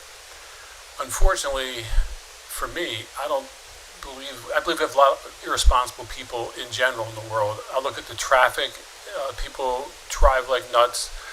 I question a lot of dog owners, just in general. Thanks. However, the law that we have hasn't worked. So, I'm hopeful that you can educate people. I have my doubts. I say this, the most effective advocates for the bill, for me, have been my staff. They've pushed me and challenged me and done their best to convince me to support the bill. So, on that basis, I will vote aye. Ms. Fisher? Good morning, everyone. I've been thinking a lot about this bill and going back and forth about it. I do agree that people have to be held responsible for the things that their animals and just that their animals do. I don't think that it's been impactful. You know, I was talking to the chair about this legislation, and I think when it came up in committee, I said, you know, sometimes you have to do something in our county and not just be comfortable with the way things are. And I guess when I was listening to the opposition today as well, my heart really went out to the different stories and the fear and the pain that they are carrying from different dog attacks. And my question that I've been asking myself is, do I feel safer today in Prince George's County after 17 plus years? And I think the answer to the question is no. I think as well, the missing piece of this that hasn't been addressed is that dog fighting and it's called dangerous animal abuse, is in our Maryland Criminal Code, which is 10-607, which is actually can be charged as a felony and has up to a $5,000 fine. I will say, so far in this county, our criminal branch of government is not enforcing 10-6-07, and that would be in Upper Marlboro, where you can take people to criminal court for their actions with dogs, dog fighting, and dog bites in our justice system, which is something I'm passionate about. For me, and especially I was thinking about when I was knocking on doors, which a lot of us have done, I've been chased by dogs. I have literally ran in my community on top of a car, and it wasn't a pit bull. I have animal controls listening. I keep complaining about this neighbor on my street currently whose dog is just in my yard barking at me every morning. It is not a pit bull. I'm trying to educate the dog owner about keeping the dog in their property. We're working on it. And so I think it's tough. And I think I commend the chair for being courageous. You don't have to take up issues as a council member. You choose to. And I just don't think this has been working. And so with that being said, I'm someone that wants to hold people accountable to the full extent of the law. And the reality is, dog owners in Prince George's County are not being held criminally responsibly or civilly responsibly currently by our county. So I vote yes in supporting this legislation.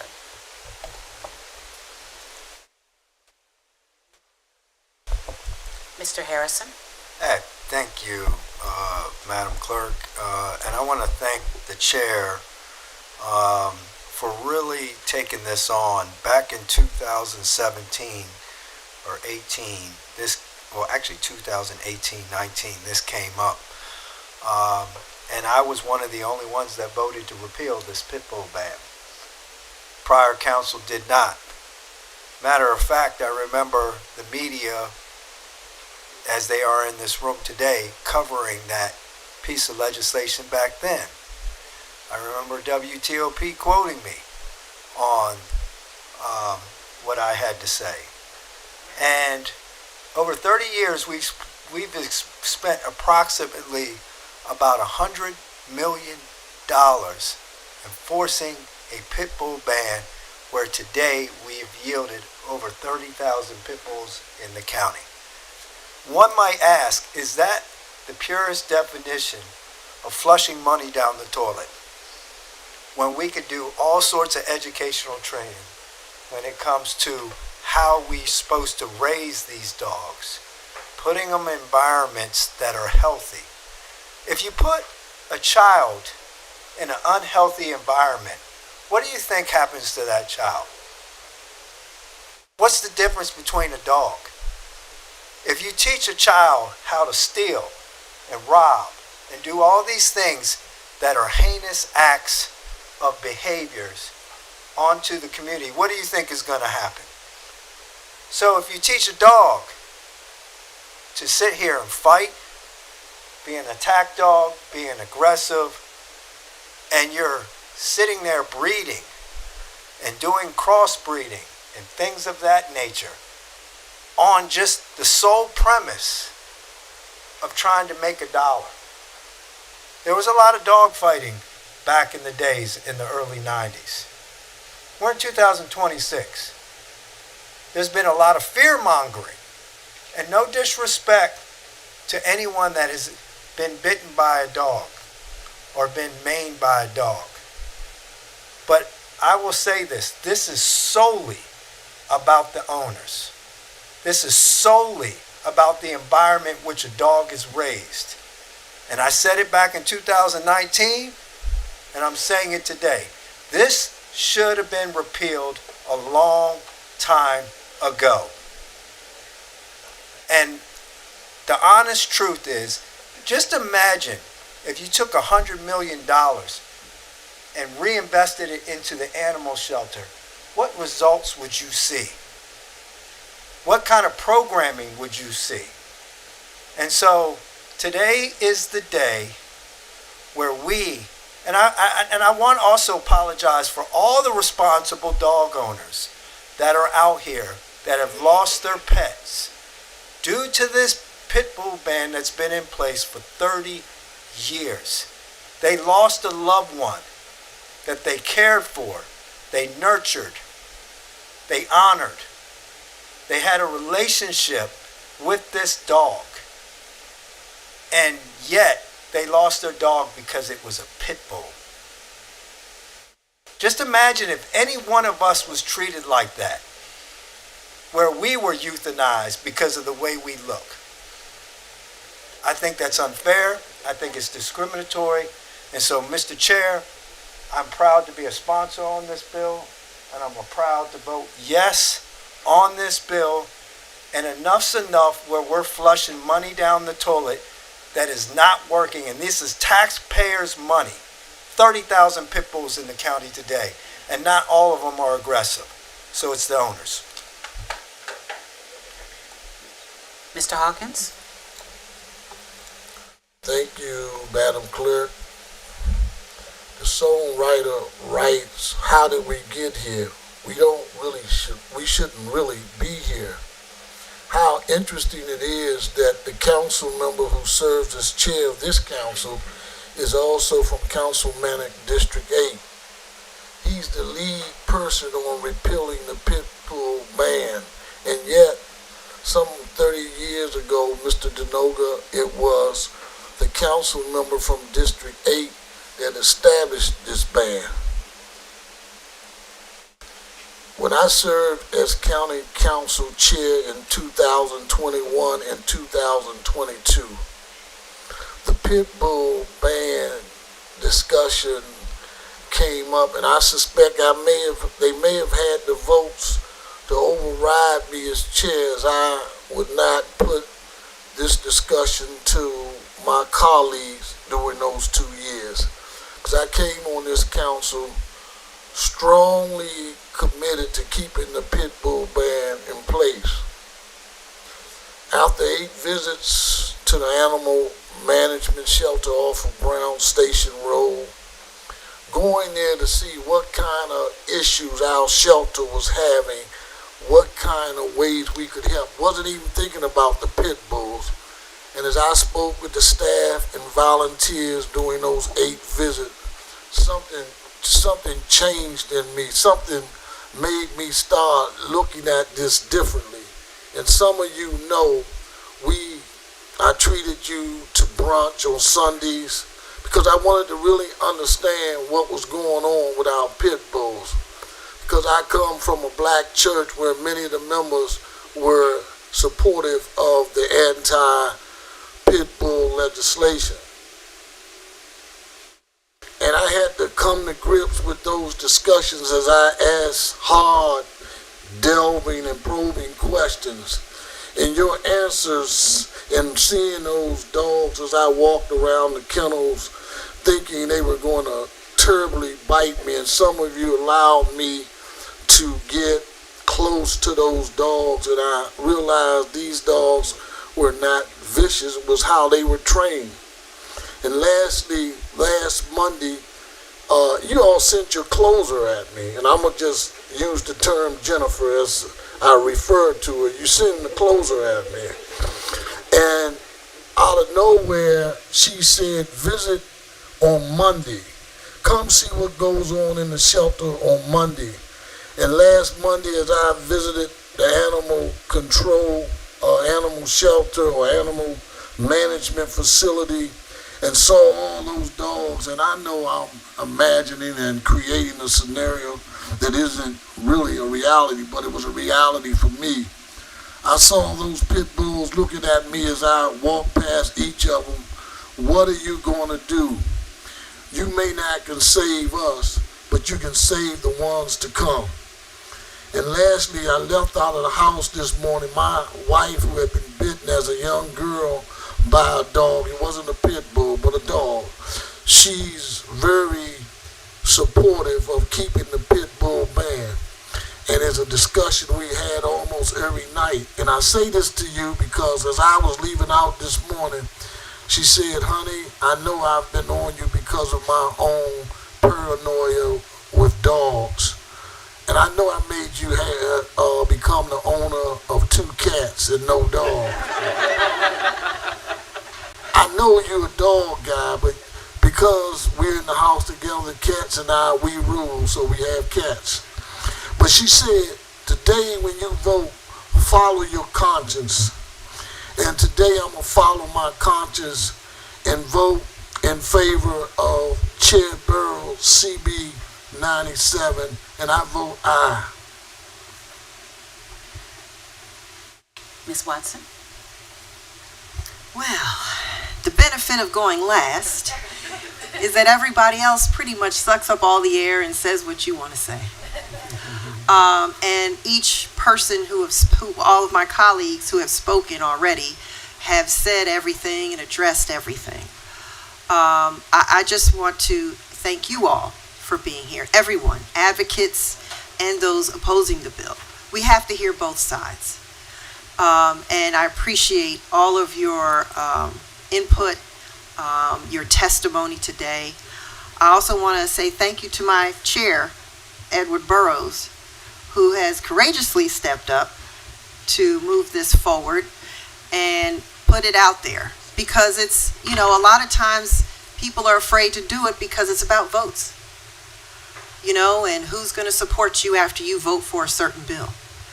But it's about doing what's in the best interest of our residents. And we understand that people have been impacted negatively by dogs. I have, my family has. But it's all about the people who are the owners of these dogs. They're not keeping them on leashes, they're letting them run loose. It's not always a pit bull. I've encountered King Corsos, other bully dogs that are out there, but it is the owners that aren't taking the accountability for their dogs. So it's all about education, training, holding bad owners accountable, and strengthening protections for residents. And that's what this bill does. So I am proud to support you, Mr. Burrows, and my colleagues, and honored to vote aye. Motion carries 7-0. I do want to say,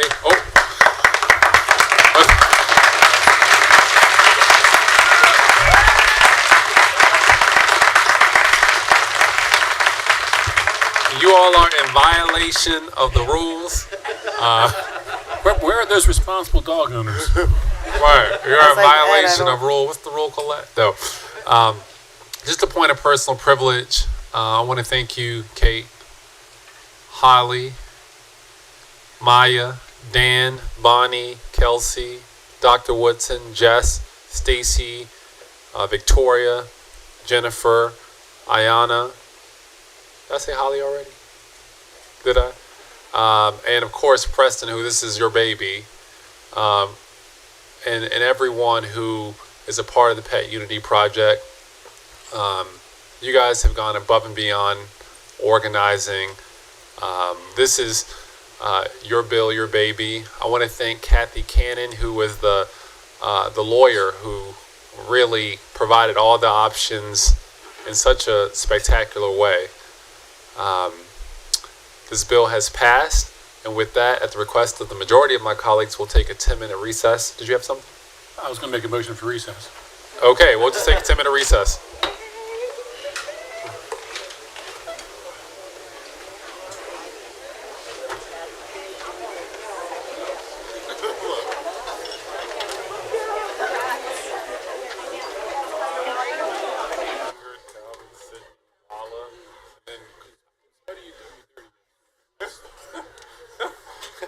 I didn't know.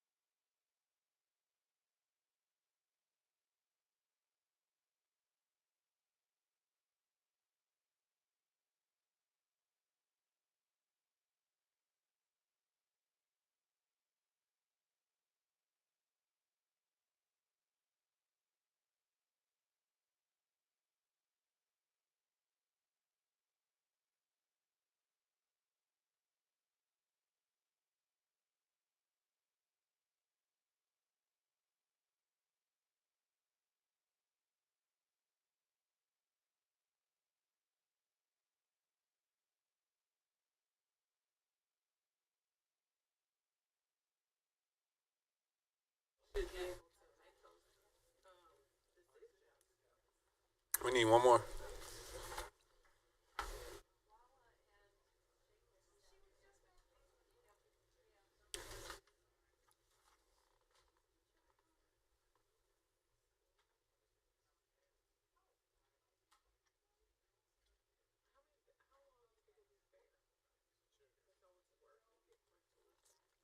I think it does depend on when you start.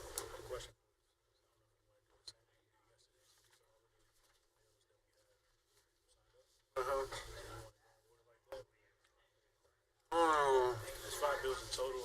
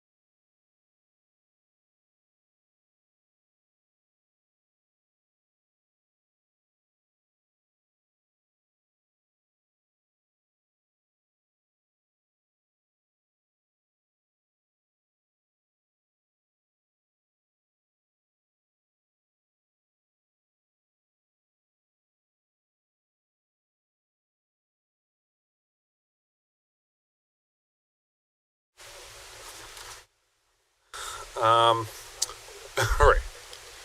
CR 40. Well, I guess Hawkins isn't here. So let's do CR 141. A resolution concerning universal design for housing implementation date extension for the purpose of extending the ordinance for Prince George's County, Maryland. Laws regarding housing universal design for housing law, providing for certain action requiring the planning board, and generally regarding universal design for housing. Sponsors are Councilmember Ivy. Are there any additional sponsors? Additional sponsors, council members Watson, Harrison, Murrieta. Thank you. This stands introduced and will be referred to COW. Mr. Chair, can we still do 140? We only had, these are the only two items that are on the consent agenda, and then we'll need a motion to adopt the consent. Okay, I know Councilmember Hawkins is on this. I see his phone here, so. We'll try to contact him. Mr. Adam Stafford would like to be added to CR 141. Oh, okay. CR 140, resolution concerning Prince George's County Civil Rights Monument Commission for the purpose of establishing a commission to create and implement a plan to establish a civil rights monument in Prince George's County to honor the historical contributions of county residents to the advancement of the civil rights in Prince George's County. Sponsors are Hawkins. This is to be introduced by Councilmember Hawkins and referred to COW. And perhaps another colleague could introduce on his behalf. Okay. Okay. Well, all of us are co-sponsors. Every But person? then I'm Okay. sure he would want to be a co-sponsor of his bill. We can put him back on. It's coming Okay, back later today, so I'll just read that it's Blagay, All right. If you want to be a co-sponsor, raise your hand. council members Blagay, Burrows, Watson, Murrieta, Denoga, Ivy, Adam Stafford, Harrison, and Fisher. Thank you. This stands introduced. Proposed correspondence, Administrative Officer report, letter to the Honorable Aisha Mr. and Chair, Brave. I apologize. Motion to adopt the consent agenda. Am I moving? Second. Okay. It's been moved by Councilmember Fisher, seconded by Councilmember Watson. Madam Clerk, please call the roll. Chair Burrows. Aye. Ms. Adam Stafford. Aye. Ms. Blagay. Aye. Mr. Denoga. Aye. Ms. Fisher. Mr. Harrison. Ms. Ivy. Aye. Mr. Olson. Aye. Vice Chair Orietta. Ms. Watson. Aye. Motion carries 10-0. Thank you very much.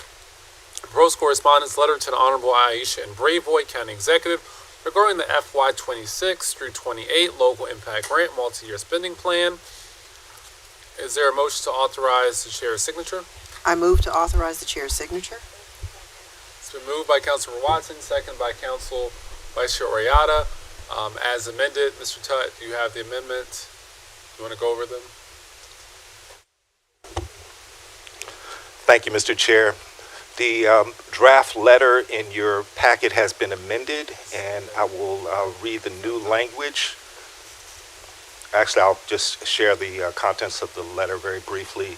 It states the Prince George's County Council met on this date and looks forward to engagement with the administration about the most useful ways to spend the local impact grant funds.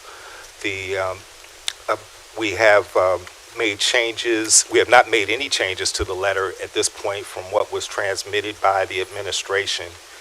And if you like, Mr. Chair, I'll just share briefly the spending categories that are in the spending plan are education, senior, and employment services, which is $9,600,000. Community impact grants, which is $2,249,300. And public information and nonprofit support, which is $425,000. The total spending plan amount is $12,274,300. Thank you. It's been moved by Councilmember Watson, seconded by Councilmember Oriata. Madam Clerk, please call the roll. Chair Burrows. Aye. Ms. Adam Stafford. Aye. Ms. Blagay. Aye. Mr. Denoga. Aye. Ms. Fisher. Mr. Harrison. Ms. Ivy. Aye. Mr. Olson? Aye. Vice Chair Urieta? Aye. Ms. Watson? Aye. Motion carries 901. Joint letter, capital improvement priorities letter, IAC on school construction. Oh, come back to this at the committee of the whole. Thanks. All right. CB 43, an ordinance concerning use regulation principal uses permitted uses in CGO zone for the purpose of amending uses permitted in the commercial general office CGO zone to encourage conversion of existing office building into mixed-use development. Sponsors are Dronoga, Oriata, and Hawkins. There are speakers. First speaker, Norma Rivera.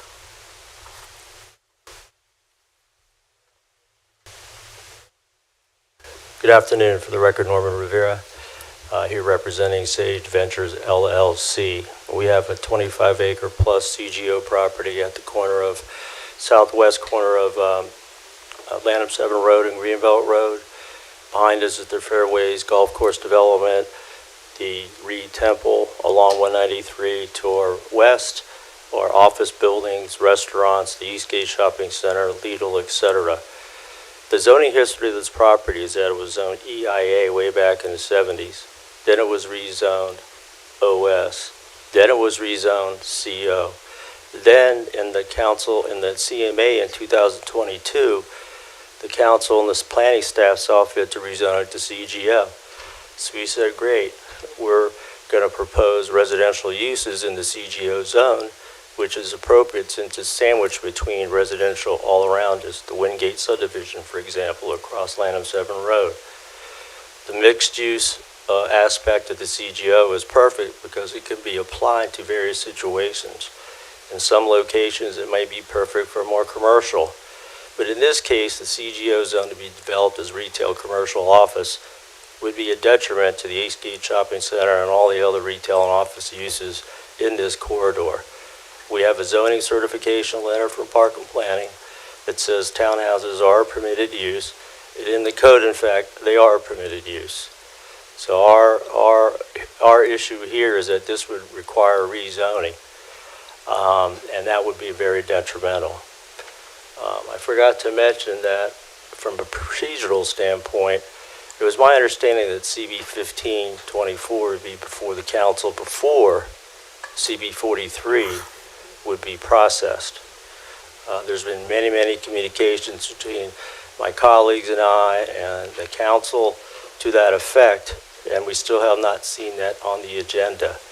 So it's premature in my mind, and I know my colleagues are going to address this, but it's my understanding that 275102 C1G, which is not even listed in the legislative information system for the county, is not there.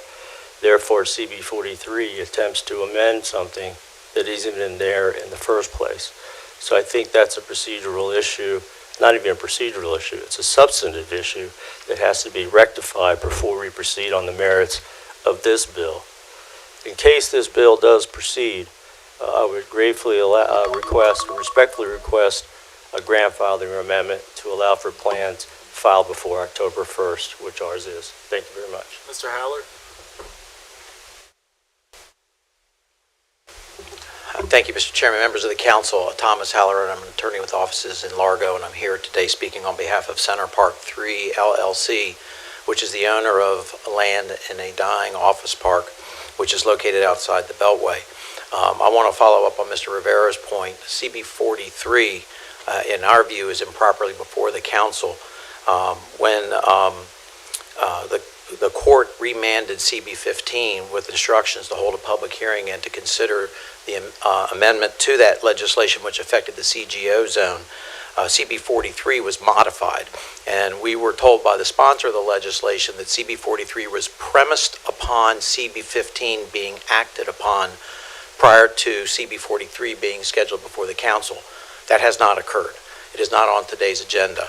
And so we believe that CB 43 is improperly before you because CB 43 amends a provision of the code that does not exist. I would point out that when CB 15 was before the council in 2024, the full council never voted on whether or not to place restrictions into the CGO zone. Only the Planning, Housing, and Economic Development Committee voted on that restriction. Therefore, there's never been a vote of this entire council on whether or not those restrictions belong in the code, and therefore CB 43, as amended, amends a provision of the code that does not exist. For those reasons, we would request that the council table CB 43. Thank you. Greg Smith.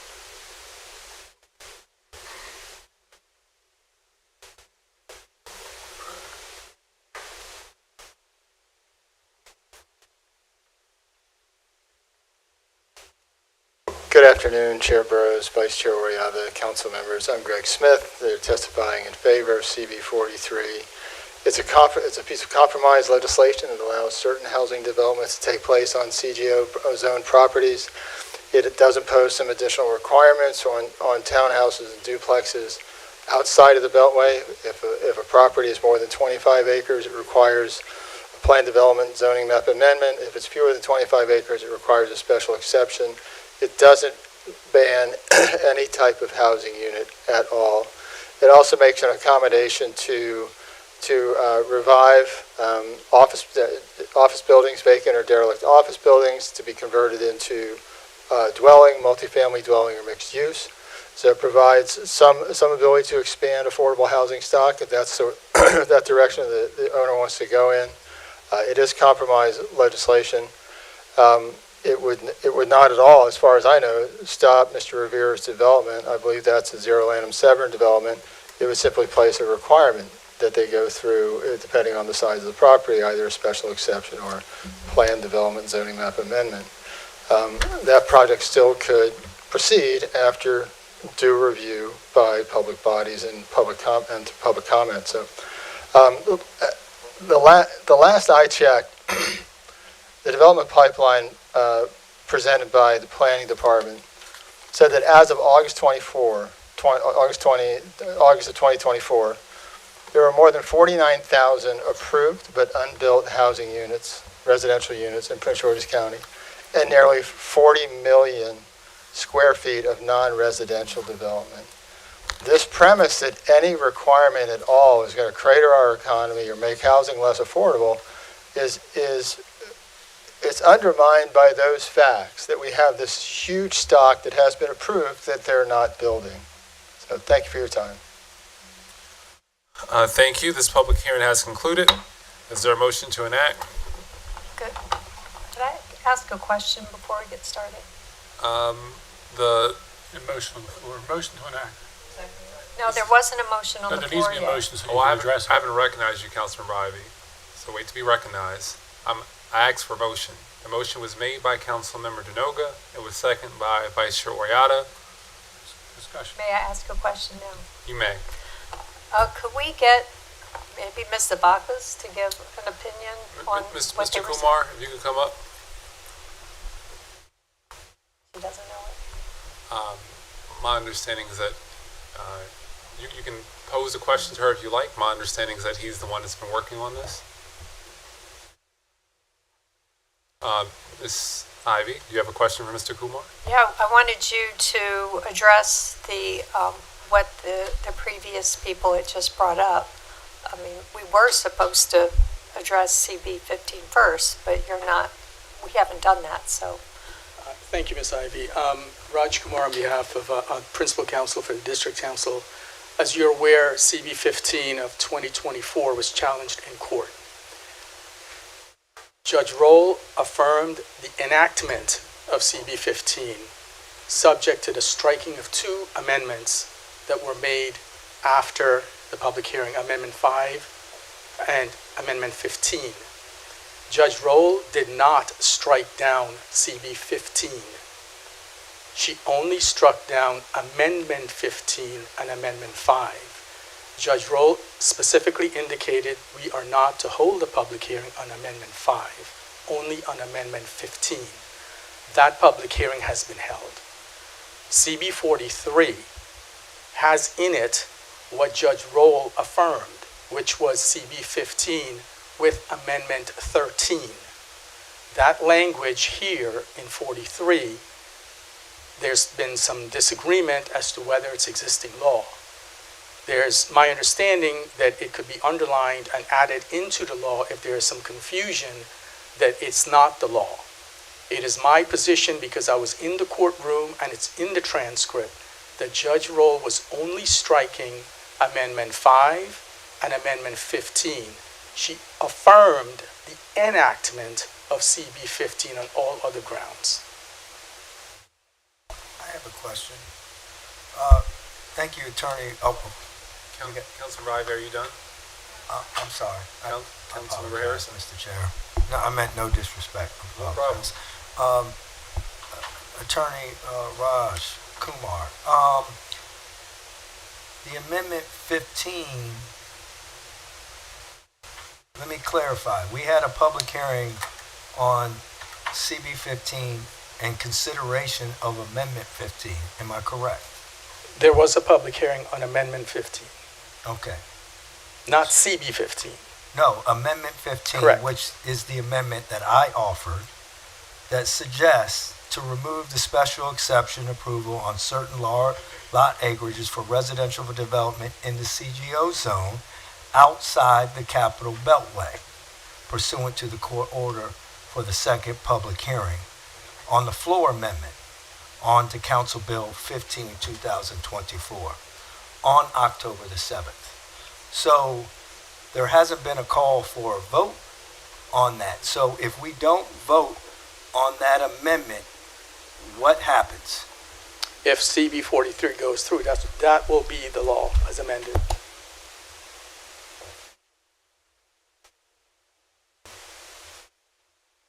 Thank you.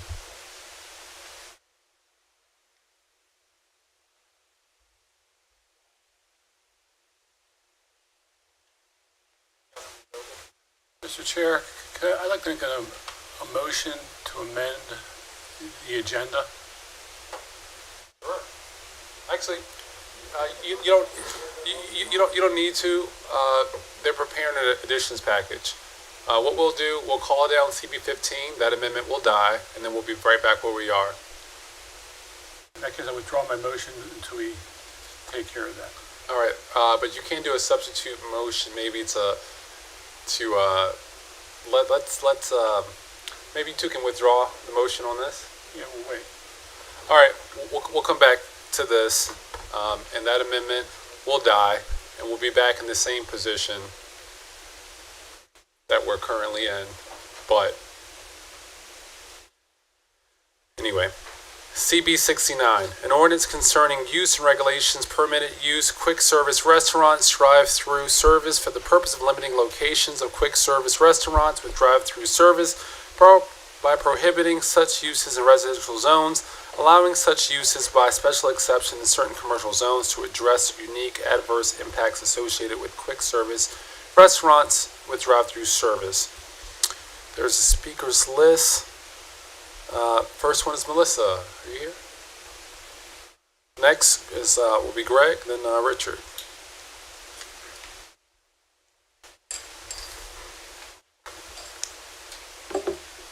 Hello, my name is Melissa Schweisguth. I'm in District 2, and I just want to thank all the bill sponsors. I ask that the council support this bill to ensure that development reviews adequately consider the impacts of fast food drive-thrus on health, road safety, and the environment, and keep these impacts, not exacerbate these impacts in residential and transit areas by prohibiting further fast food drive-thrus in residential and transit areas. As you know, I'm part of a group that testified against a proposed fast food drive-through that demonstrates the need for this bill. The proposed fast food drive-through would be along one of the road segments in our county that is in the high injury network with one of the highest rates of fatalities and injury crashes in the county. Two precarious high-volume intersections, lies in a food swamp with few health options, and is near two elementary schools and in an environmental justice community with already a lot of high environmental burden. Current law would allow this fast food drive-through by right, and the applicant, and their very capable lawyer, asserted that community impacts that violate the purposes of the zoning ordinance and that have these negative safety and health impacts could not be considered.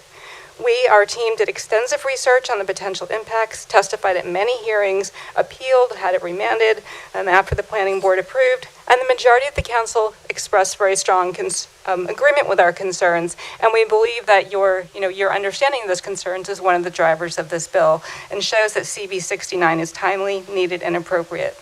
It also aligns with healthy food priorities, the new Food as Medicine bill, and multimodal safety centered in Prince George's. Go Prince George's, so I ask that you please support CB 69. Thank you very much. Thank you.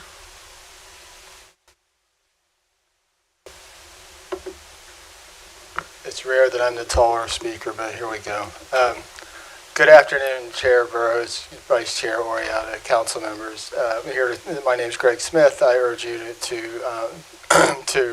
enact CB 69. For all the reasons that you chose to disapprove the McDonald's DSP 22001, all the whereases, all the findings of fact apply here as well.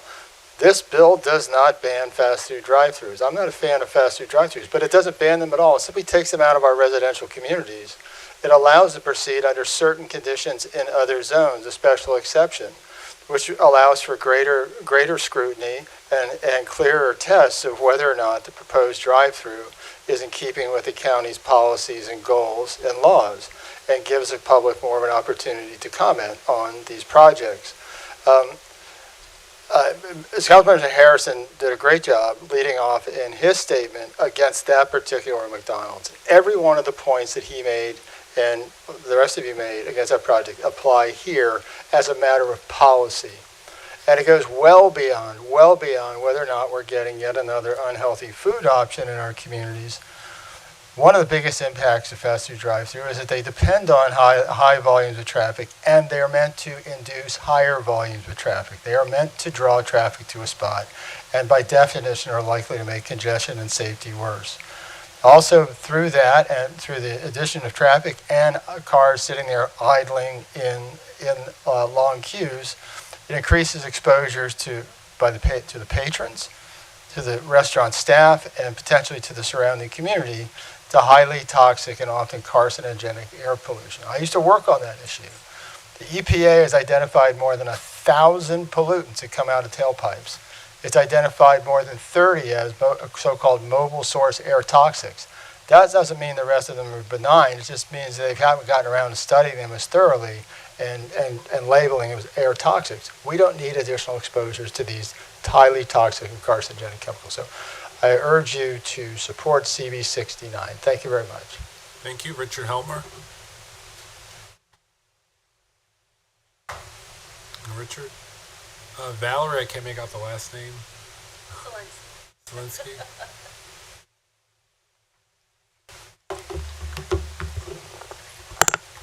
Thank you. Good afternoon. My name is Valerie Stalinsky.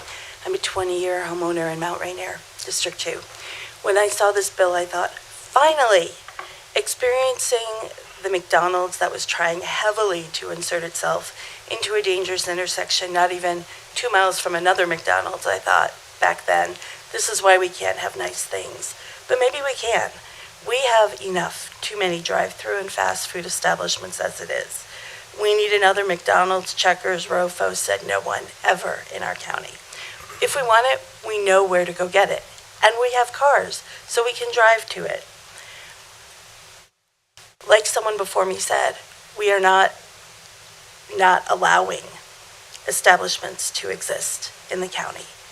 But we don't need these places in our communities. Often the most impacted communities are the least empowered and filled with the most marginalized people. We don't need them disrupting our diets, our vibe, our peace, with litter and smells of grease and exhaust, with people outside the community that come just to get cheap, unhealthy food, not paying attention to our kids riding their bikes or our partners walking our dogs, when they could just as easily have driven to one of the too many places that we already have. So, thank you very much. Thank you. Janet Gingle.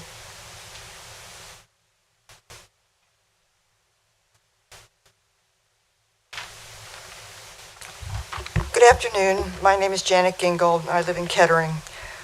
I urge you to support CB 69 2025 to curtail the excess of drive-through fast food establishments in Prince George's County.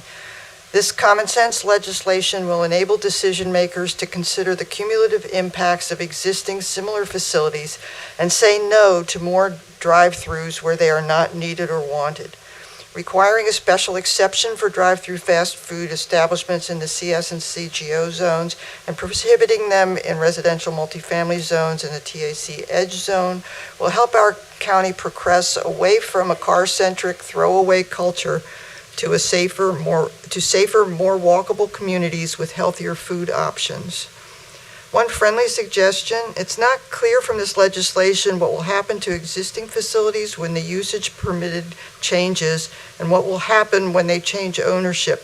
Perhaps clarification is warranted to prevent future problems with implementing this change. But CB 69 will be a good step forward for healthier people and a healthier environment. Thanks. Thank you. Is this Britton Mahoney?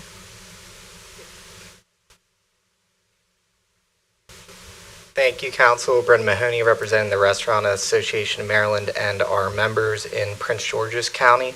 We're opposed to legislation, mainly due to some of the undefined and vague nature of the terms in the bill. However, we are very appreciative to the sponsor and the committee for the amendments that they adopted. It makes it a lot more workable for our members. But there is one outstanding amendment that we would like to see. The current effective date has already passed. It says that plan applications filed prior to October 1st, 2025, which is already passed, shall not be subject to this provision. We'd like to see that pushed back by 3 months from this date so members would have the opportunity to plan accordingly if they already have projects in the pipeline. Many of our members have already invested tens of thousands of dollars in these projects, and we don't think, since they didn't know about this new regulation, they should fall under the provision of this bill. There should be a little bit of a grace period. Thank you. Thank you. This public hearing has concluded. Is there a motion to adopt? Motion to enact. It's been moved by Councilmember Denoga, second by Councilmember Olson to enact. Madam Clerk, please call the roll. Chair Burrows. Aye. Ms. Adam Stafford. Aye. Ms. Blagay. Aye. Mr. Denoga. I vote aye. I want to thank the Vice Chair and Mr. Olson for being co-sponsors on the bill. I want to thank Ms. Blagay and Ms. Adam Stafford for advocating for an amendment that would allow certain restaurants that we want to see in the county, we put in the provision for the pickup window, which would assist establishments like Chipotle and Cobb and businesses of that nature. So I appreciate their advocacy for that. I vote aye. Mr. Harrison. No. Mr. Hawkins. Abstain. Ms. Ivy. Interestingly, the very first thing I ever spoke publicly about as an almost elected official, I'd been elected but not sworn in to the House of Delegates, there was a local bill that was going to prohibit drive-through liquor stores. And I just said, well, why? I'm a mom. I have small kids that I don't want to have to park and go in a liquor store with my kids. I'd rather drive through. And it actually made the newspaper at that time. I didn't think it was a big deal. But I don't think that this is the way we should go about this. Drive-throughs do have their good sides.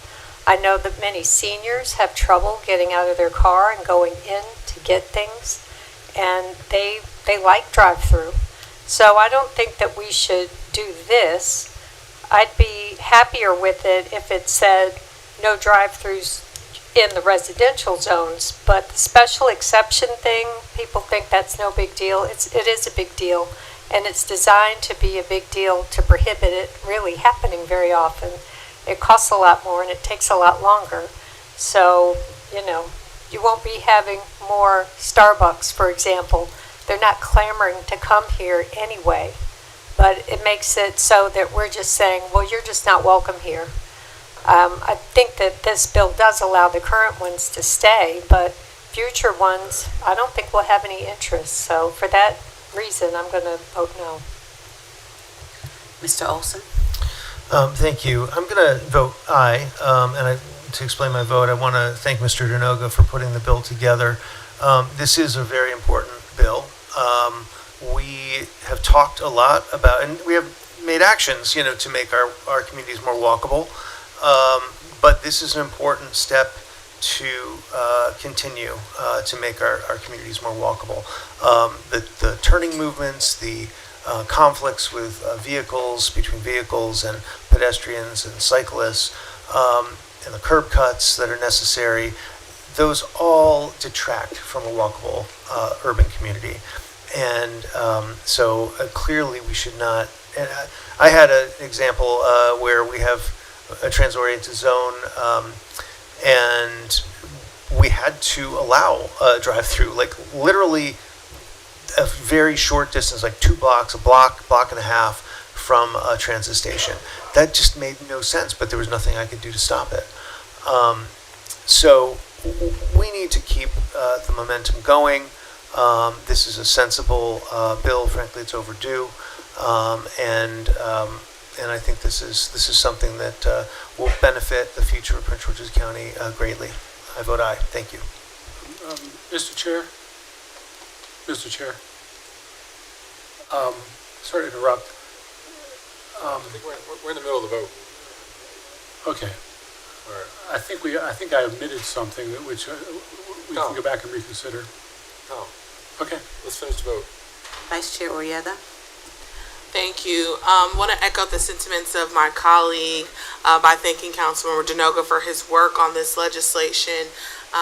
We hear our community complain a lot about the oversaturation of certain things in our communities, and unhealthy fast food restaurants is one of those. And so the reality is that we have to think about what we want in our community and what we want to bring and what we want to see. I think this bill is a compromise. It's not saying they're outlawed completely. There is a process that will allow for businesses that have drive-thrus to be in the community.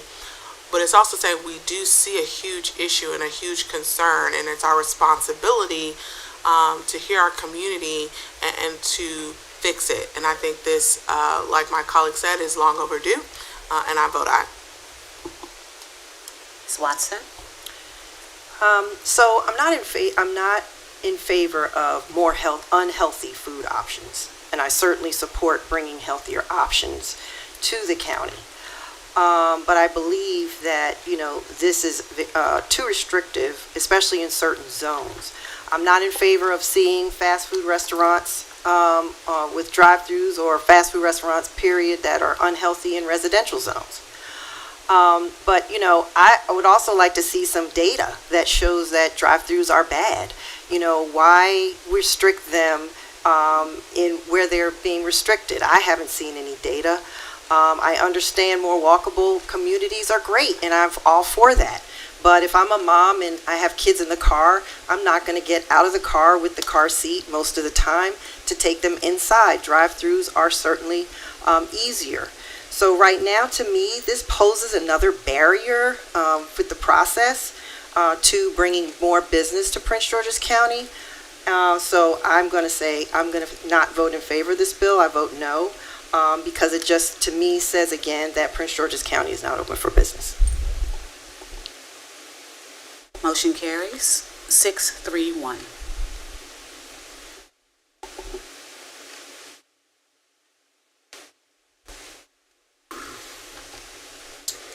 All right.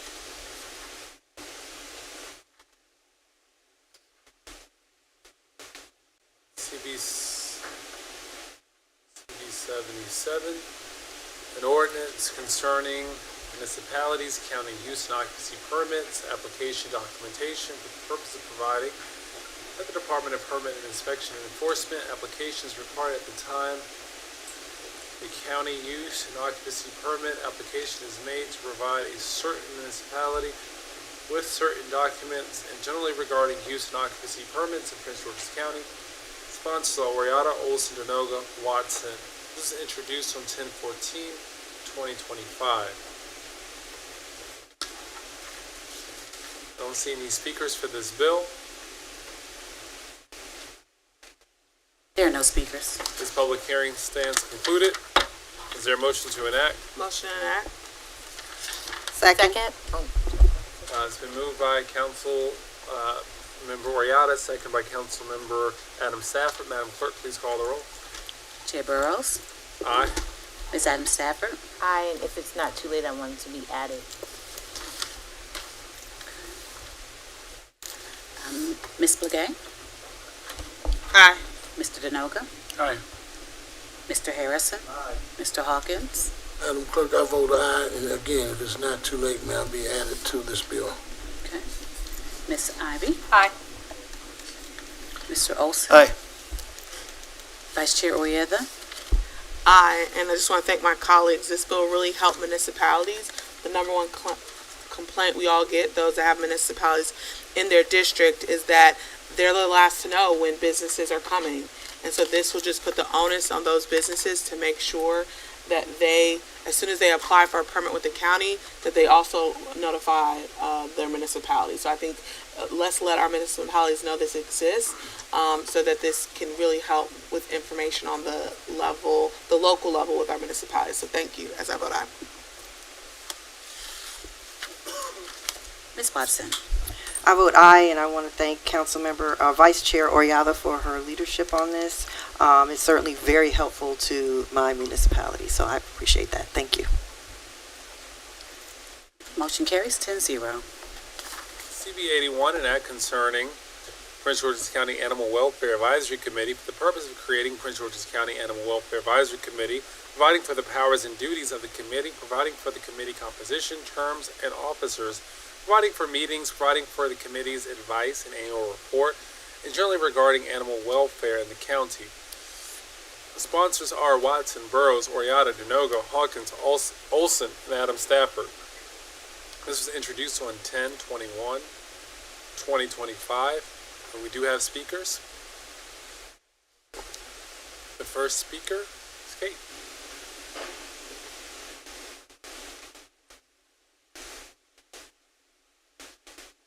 Thank you. I'm Kate Conroy. I'm proud to spend my day here supporting bills that build community and drive positive change. Any bill that is focused on engaging the experts in the community toward finding best solutions is easy to support. Bringing together folks who do the work and understand the complexities of the real issues to get a well-rounded idea and drive solutions together with less red tape will lead to powerful results, meaningful change, and massive improvements for our county. I commend the council member for this undertaking and know the community is excited to partner and the potential that this brings. Thank you. Thank you. Melissa. Then Valerie. Then Tamika.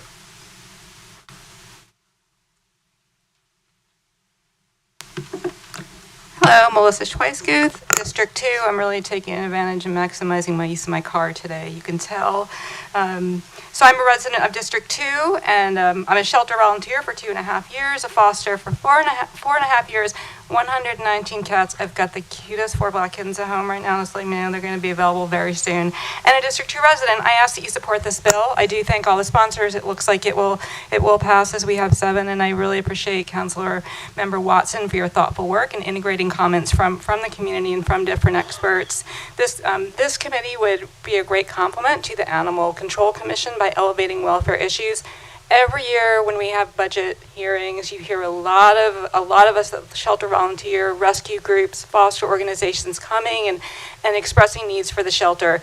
And those needs don't really get elevated throughout the year. And our shelter was actually, their budget was cut by $800,000, which for our shelter is that's pretty critical.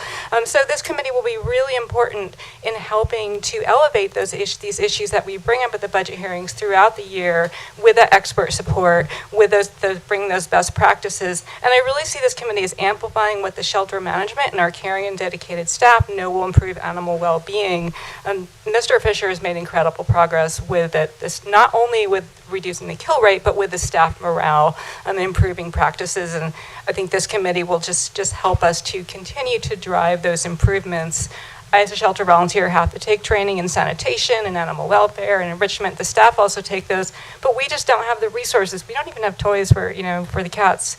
Don't have an opportunity to get all the animals out of their kennels, even, a couple times a week. So again, just thinking creatively, getting input from experts, how we can improve practices and welfare, get more animals out of the shelter alive, and strengthening our foster program also to reduce the burden on our volunteer-driven and rescue groups that do a lot of work. So please support this bill. I thank all of you who have co-sponsored it already. Thanks. Thank you very much.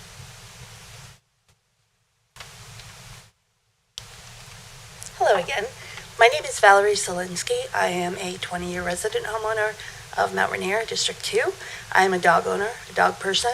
I've, by the way, been bitten 3 times in my life by a Cocker Spaniel, a Jack Russell, and a teacup poodle. I've been a rescuer since 2005, and I currently work with 8 to 10 different rescues, normally fostering super senior and hospice dogs, but I have also fostered for the shelter and adopted off the shelter euthanasia list. 2/3 of my current fosters came from Prince George's Shelter's euthanasia list, so I've kind of seen all sides of it. And I am so happy to see these 2 pieces of legislation, CBO 81 and 097 together today. It is so very time. Thank you, Council Members Watson and Burrows and all of the co-sponsors. I have fostered many out-of-time dogs with partner rescues and seen the impact of everyone pitching in, extending, contorting their finances beyond the possible. People are exhausted. They're extended past capacity and they're broke. Shelter volunteers and workers are tired and emotionally drained. Advocates, fosters, and the community are disheartened. They work literal miracles and then have to repeat that miracle dozens of times every single week.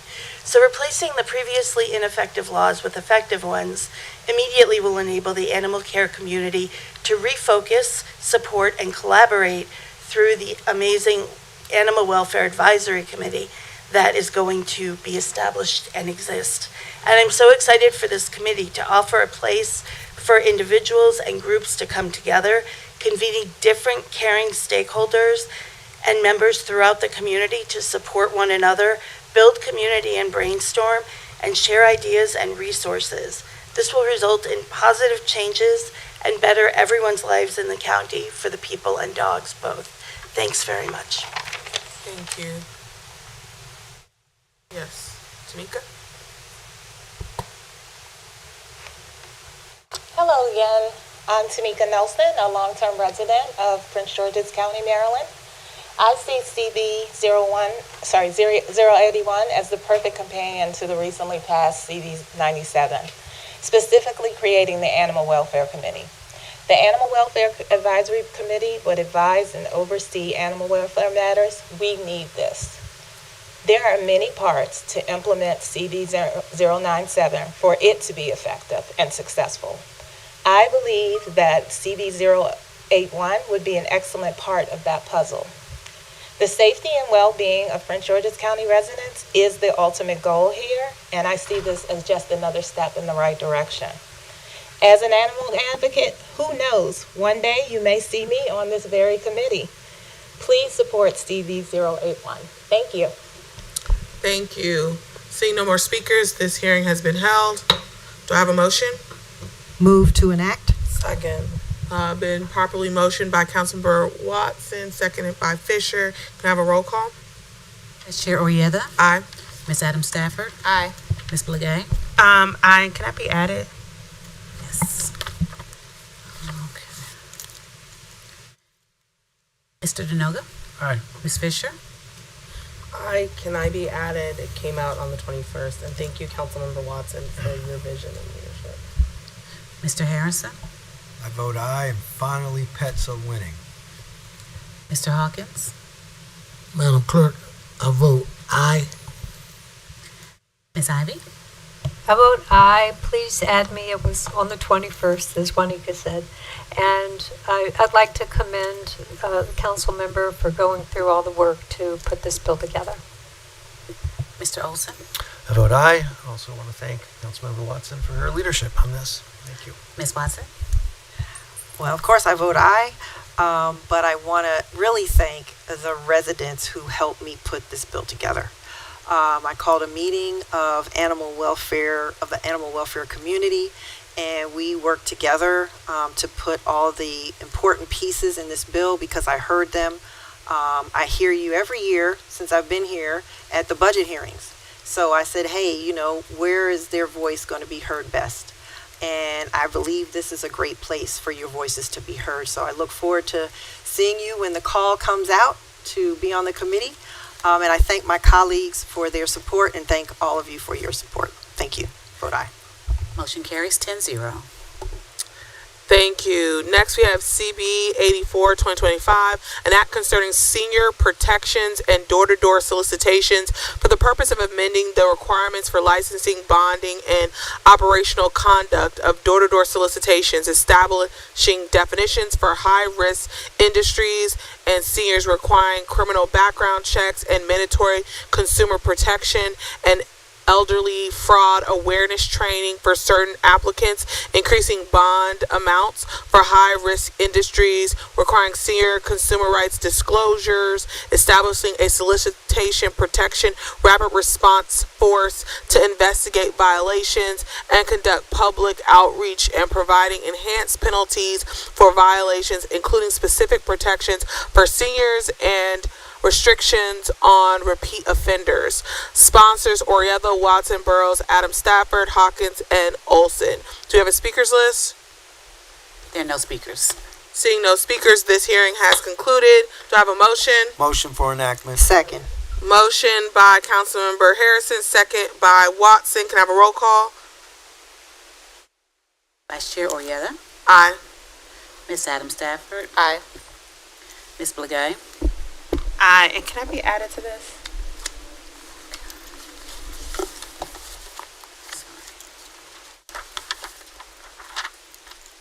Okay, sorry about that. Mr. Denoga. Aye. Ms. Fisher. I vote aye. Thank you, Councilwoman Oriata, for your leadership on this. And also, can I be added? This was all the 21st bills. Thank you. Mr. Harrison. Thank you, Madam Clerk. I just want to thank the bill sponsor. Thank you, Madam Vice Chair, for your hard work. And you got 2 votes out of me today. I'm working for 3.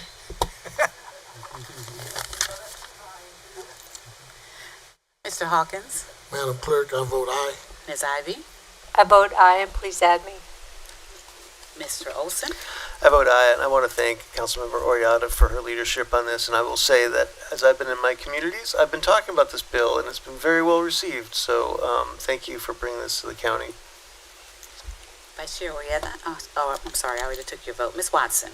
I vote aye, and I also want to thank Council Vice Chair Oriata for her leadership. Of course, I talk to my seniors all the time, and this is a great a protection for them, and they need as much as we can do to help them. So thank you so much for your leadership. Just want to be sure I haven't skipped any council member. Okay, motion carries 10-0. Thank you, and thank you, my colleagues. Next, we have CB 87, 2025, an act concerning National Board Certified Teacher Incentive Program match for the purpose of establishing an enhanced incentive program to encourage National Board Certified Mathematics and Science and Exceptional Needs teachers, to teach at low-performing schools in Prince George's County. Sponsors Hawkins, Orietta, Burrows, and Watson. Do you have a speakers list? There are no speakers. Seeing we have no speakers, this hearing has been held. Do I have a motion? Move to enact. Second. Move to enact by Councilmember Watson, second by Councilmember Hawkins. And can I have a roll call? Vice Chair Orietta. Aye. Ms. Adam Stafford. Aye, and may I be added, please? Ms. Blagay. Aye. And can I be added, please? Mr. Denoga. Aye. Ms. Fisher. Aye, and added, please. Mr. Hawkins. Madam Clerk, I vote aye. Ms. Ivy. I vote aye. I'd like to be added, and thank you, Mr. Hawkins, for coming up with this. I think it's important. Mr. Olson. Aye. Ms. Watson. I vote aye, and would also like to thank Mr. Hawkins for his leadership on this. Thank you so much. Motion carries 9-0.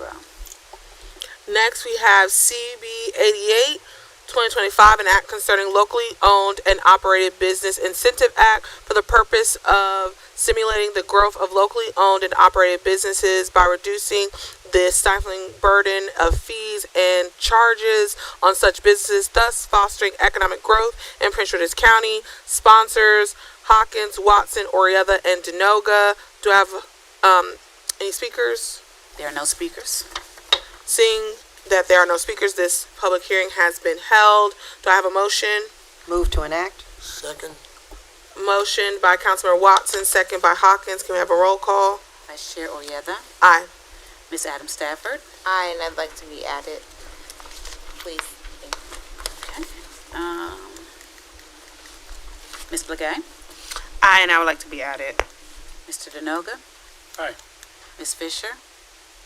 Aye, and added, please. Mr. Hawkins. Madam Clerk, I vote aye. Ms. Ivy. I vote aye, and please add me. Mr. Olson. Aye. Ms. Watson. Aye. Motion carries 9-0. Thank you. Next, we have CB 89, 2025, an act concerning year-round jobs program for underserved youth for the purpose of establishing an employment program for low-income youth and young adults through the calendar year to improve economic outcomes in low-income youth and families in Prince George's County. Sponsors Hawkins, Watson, Burroughs, Orietta, and Olson. Do you have a speaker list? Yes, Madam Chair, it should be on the desk. 89.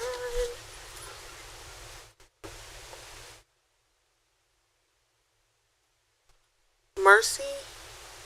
Yes.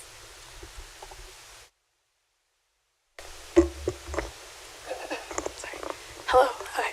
I have a cold, so I do apologize. Thank you so much for the opportunity to speak here. My name is Mercy Gutu. I'm a student at Bowie State University and been a resident in the county for 5 years. As a current student in the Public Administration Master's Program and also an alumni of the Summer Youth Employment Program, I strongly support CB 089-2025.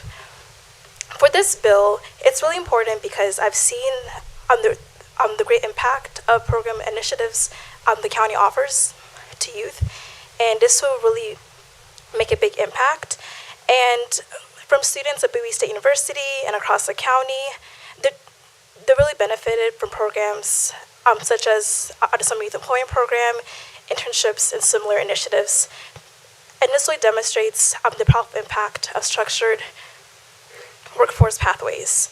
As an advocate for educational opportunities and workforce development for youth and young adults, I know that this bill, if passed, will really make a big impact and really change lives by expanding access to stable employment and essential skill building experience. In my role as the president of the Graduate Association of Student Public Administrators and an at-large representative on the City of Hyattsville Education Advisory Committee, I've seen firsthand how leadership is rooted in service and in creating opportunities for young people to thrive. And my commitment to community service further strengthens my full support for this bill to pass. And this bill aligns with the values I champion every single day within the county, in my district, and across. And this is really a big step in improving economic stability, career readiness, and long-term success for young people across the county. Thank you so much. Thank you. This concludes our hearing. Do I have a motion? Move to enact. Second. Properly motioned by Councilmember Watson, seconded by Hawkins. Time of roll call. Vice Chair Oyetha. Aye. Ms. Adams Stafford. Aye. Ms. Blagay. Aye, and can I be added? Mr. Denoga. I'm so moved by the testimony, I'll vote aye. Ms. Fisher. Aye, and can I be added? Mr. Hawkins. Madam Clerk, I vote aye. Ms. Ivy. I vote aye, like to be added, and I do think my favorite intern did a great job. Mr. Olson. Aye. Ms. Watson. I vote aye. Motion carries 9-0. Thank you. Next, we have CB 94, 2025, an act concerning amendment of the collective bargaining agreement, Prince George's Correctional Officers Association, for the purpose of amending the labor agreement by and between Prince George's Correctional Officers Association, Inc., to add provisions to increase the shift differential amounts under Article 26, Paragraph A, that was omitted from the collective bargaining agreement previously approved as CB 59, 2025. Sponsors Denoga, Watson, Olson, Orietta, and Hawkins. Do you have a speakers list? There are no speakers. Seeing no speakers, this hearing has been held. Do I have a motion? I move to enact. Okay, motion by Councilmember Watson, second by Fisher. Can we have a roll call? Okay, I'm sorry, which item are we on? 94? 94. Okay, Yep. just wanted to be sure. Okay, Vice Chair Orietta, Aye. Ms. Adam Stafford, Aye. Ms. Blagay, Aye. Mr. Denoga, Aye. Ms. Fisher, Aye, and can I be added?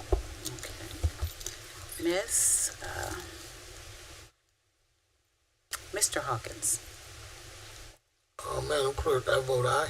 Ms. Ivy, Aye, and please add me. Mr. Olson, Aye. Ms. Watson. Aye. And could you add me? Is it too late? Not too late, sir. And you're actually on. You're on. So motion carries 9-0. Thank you. And for the record, do I need to read CB 92? Yes. Okay. We'll go back to CB 92, an act concerning flagship project overlay zones for the purpose of regulating the subdivision of land within the flagship project overlay zone to facilitate transformative redevelopment of signature sites in Prince George's County. Sponsors Blagay and Burroughs. Do we have a speakers list? Yes, it's on your desk.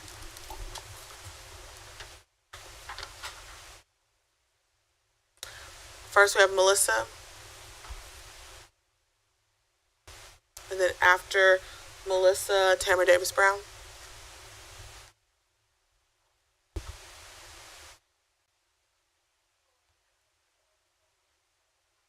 Please turn on your microphone. I will be speaking for you today, so I appreciate your attention in this long meeting. As a resident of D2, I ask that you oppose CB 92. I absolutely understand the importance of economic development. I lost my job when Elon Musk took a chainsaw to USAID and our international development funding. I worked for an implementer, and I would love to get a job that allows me to stay in Prince George's and work in Prince George's. So I 100% understand the reasoning to speed up development of these large sites and to harness economic opportunity as soon as we can.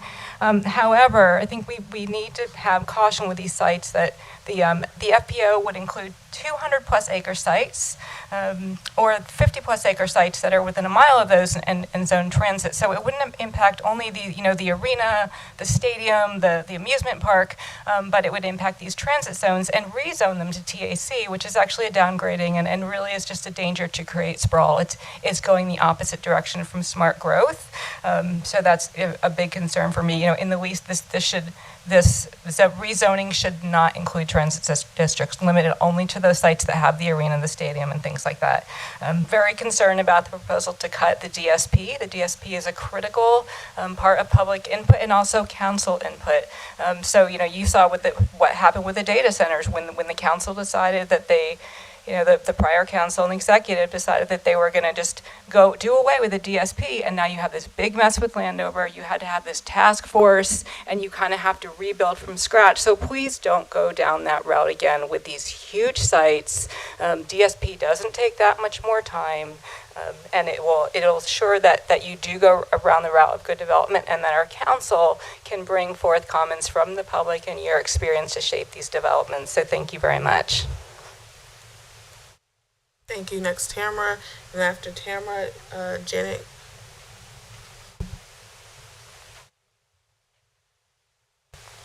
Thank you. For the record, Tamara Davis Brown, a resident of District 9. I too come to oppose this bill, primarily first because we don't have the underlying accompanying zoning bill. So a lot of the details are not available to us here in the public. But more importantly, I'm appalled that we are once again doing away with the public safety adequacy. This bill specifically carves out a number of things, not only the environmental, stormwater management, but specifically public safety. We all know that we are understaffed by our police department. These are very large-scale projects that could potentially have a lot of commercial as well as residential. Again, we don't know because we don't have the underlying companion zoning bill. But because of that, we should always never put our safety, the public safety, at risk. And so I'm opposed to the fact that this bill would do away with providing for the public safety adequacy. And so for the various reasons, we just did a zoning rewrite, and now we're adding a new zone. We've already grandfathered some applications that didn't meet the zoning rewrite. Now we're coming up with a new zone. So for these reasons, I ask that you oppose this bill. Thank you. Thank you. And after Janet, Waters. Good afternoon. My name is Janet Gingold. I live within a mile of the Six Flags property, and I'm here because I want to make sure that the record reflects community concern about protecting our natural resources, addressing climate change, and improving climate readiness while flagship projects are developed at Six Flags and elsewhere. Also, I want to make sure that the Maryland State Wildlands at Belt Woods, a designated special conservation area, gets the careful protection it needs as development occurs next door at Six Flags. I oppose CB 92-2025 because it fails to put in place necessary mechanisms for community engagement, transparent oversight, environmental protection, and fair enforcement of regulations. Faster isn't necessarily better. Fast-track development without adequate public input, oversight by the people's elected representatives, and environmental protections creates increased risk for developing too much too fast and ending up with underutilized facilities, stranded assets, and preventable unmitigated adverse impacts. Wouldn't it be better to develop these projects as planned development zones? Please insist that new flagship projects showcase best practices for sustainability. This legislation misses an opportunity to require mitigation for environmental impacts. Specified mitigation options should include public benefits that increase our community resilience and advance climate goals. Let's see resilient, clean, renewable energy systems, improved building energy performance, safe and reliable car-free transportation options, enhanced tree canopy and green infrastructure, state-of-the-art stormwater management, and a robust network of neighborhood resilience hubs. Intense development at Six Flags would mean more deforestation and more auto-dependent development that would impede realization of climate goals, change the character of nearby neighborhoods, and impact important natural areas both next door at Belt Woods and downstream at Watkins Park. For sustainable and successful flagship projects, we need comprehensive planning that incorporates best practices for reducing greenhouse gas emissions, improving community resilience, and protecting important natural resources while also providing new economic opportunities and amenities for county residents. Please vote no on this one. Thanks. Thanks. And after Waters, we have Greg Smith. Thank you, Madam Chair, County Council. My name is Noah Waters, resident of the town of Eagle Harbor, former mayor of the town of Eagle Harbor, and proud Prince Georgian. I am opposed to CB 092-2025 for various reasons. As a mayor, I found that three guiding principles brought tremendous benefit and long-lasting benefits to the community. And those benefits, those guiding principles were based on the safety, health, and welfare of people. CB 092-2025 does not check any of those boxes. As a matter of fact, it is the inverse.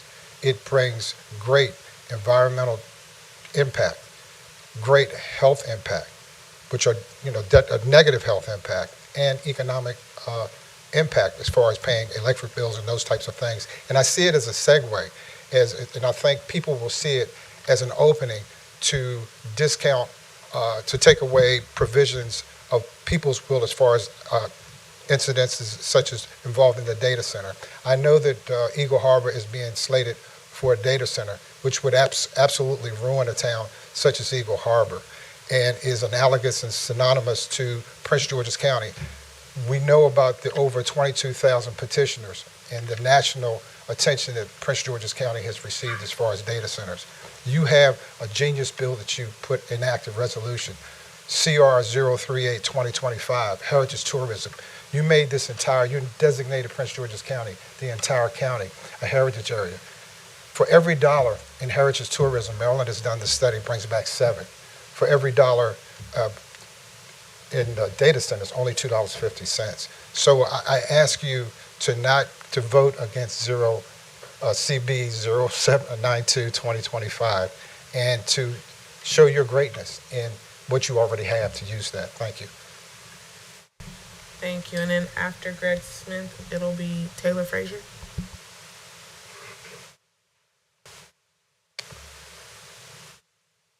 Good afternoon, Madam Vice Chair and council members. There's a couple of points that aren't in dispute. Prince George's County needs economic development. Prince George's County wants to be a green county. It is a diverse county. Those aren't in dispute. We want to be able to redevelop these large sites in ways that serve our community and serve the public best. That's not in dispute either. But I urge you today either to vote to hold this bill over indefinitely or simply to vote it down. Hold it over indefinitely if that's what we want to do, simply because it's absolutely premature. The companion zoning bill, CB 105, was pulled from your agenda, rightfully pulled from your agenda on October 21st.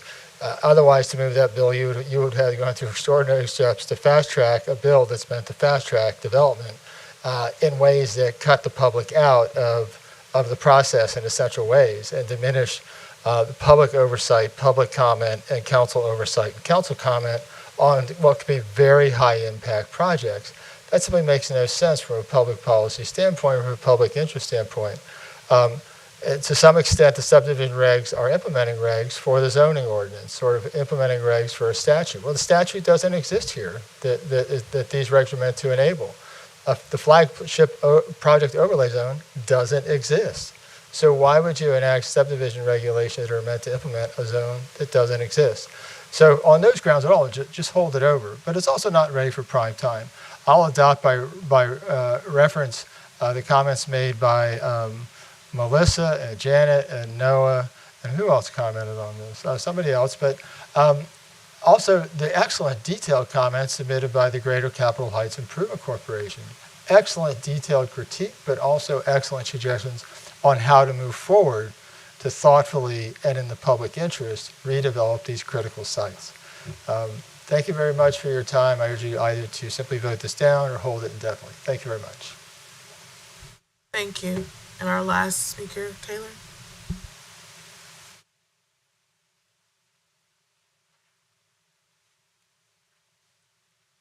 Okay, good afternoon, Council. I'm Taylor Frazier McCollum, and as a county resident fighting against data center expansion in PG County, I can't understand how this flagship project overlay zone bill is even on the table. A vote in favor of this bill is a vote to remove transparency from the county development process. With almost 500 people coming out to the Qualified Data Center Task Force meeting on October 25th, we were promised that our voices would be heard. We complained about the lack of transparency, yet here we are putting the bill back in place. If you all as a council are here to openly represent the residents, why would you pass a bill to close off the process to residents? If anything, signature sites in Prince George's County need more community input, not less. I will not be silent if this bill passes. I will let residents know how council members are saying one thing to our faces and doing another by passing legislation like this when we don't have a chance to speak out or we're not available to attend those meetings. We have over 21,500 signatures on our petition, and election year is next year. We the people have the power, and if this legislation passes, I see no reason to not let them know what what council members support a bill that shreds or shrouds development in secrecy. We are a democratic society, and if this bill passes, we are no better than the administration and the White House making promises to the people and failing to deliver. I know Councilmember Burrows wants to see data centers come to the county to decrease the budget deficit. I'm just confused how we can confirm people to the county executive branch and give them salaries over $200,000, but yet we don't have money for basic things that we need. I do believe in fair pay for fair work, but if our county is struggling, what does it say about leadership taking hefty salaries in our county's time of need? I have full faith in the council's ability to do the right thing, but this is not the way to facilitate transformative redevelopment in the county. If we really want to decrease the deficit, we need to look at heritage tourism and its ability to bring in state funding from Governor Westmore's Heritage Tourism Grant Fund. For every dollar spent, as Noah Waters said, on heritage tourism, there's a return of $7 versus data centers only returning $2.50 for that same dollar. Six Flags, Northwest Stadium, and Landover Mall all represent signature sites in Prince George's County. We don't need less transparency, we need more. Residents care about this issue, but if you aren't following the legislation, it's hard to see how this would fast-track bad development like data centers. If there's nothing to hide, why pass this bill? Thank you. Thank you. Seeing no more speakers, this public hearing has been held. We wanted to ensure, because this was advertised, that we gave everyone an opportunity to speak, and want to thank the residents for coming out to speak. But the council is in agreement with the community and will be working with the administration, and that's one of the reasons why we will not be voting on this legislation or the other flagship overlay legislation, because, as you said, the council chair and the county council as a whole does believe in transparency. We'll be moving on to CB 98, 2025, an act concerning supplementary appropriations for the purpose of declaring transferring appropriations within the general fund to provide for the costs that were not anticipated and included in the approved fiscal year for FY26 budget. Sponsors Watson, Burrows, Orietta, and Hawkins. Do we have a speaker list? There are no speakers. All right, seeing no speakers, this public hearing has been held. Do I have a motion? Move to enact. Motion by Councilmember Watson, second by Hawkins. Can I have a roll call? Vice Chair Orietta. Aye. Miss Adam Stafford. Aye. Miss Blagay. Aye. Mr. Denoga. Aye. Miss Fisher. Mr. Harrison. Abstain. Mr. Hawkins. Madam Clerk, I vote aye. Miss Ivy. Aye. Mr. Olson. Aye. Miss Watson. Aye. Motion carries 901. Chair Burrows, did you want to vote on this item? This is CB 98 supplementary appropriation. Bottom. Yes, okay. Motion carries 1001. Thank you. And I just want to confirm that we did do CB 94. I didn't accidentally skip it, correct? That is correct. We did it before 92. Yes, ma'am. Thank you. Okay. Next, I'm just going to skip around for time for people that are in the room. We're going to skip to CB 107, 2025, an act concerning county personnel for the purpose of clarifying the county council authority to implement personnel. Yes. Procedures, revising the grounds for performance-related disciplinary actions, and generally regarding the county personnel law. Do you have any speakers? There are no speakers. Seeing there are no speakers, this public hearing has been heard.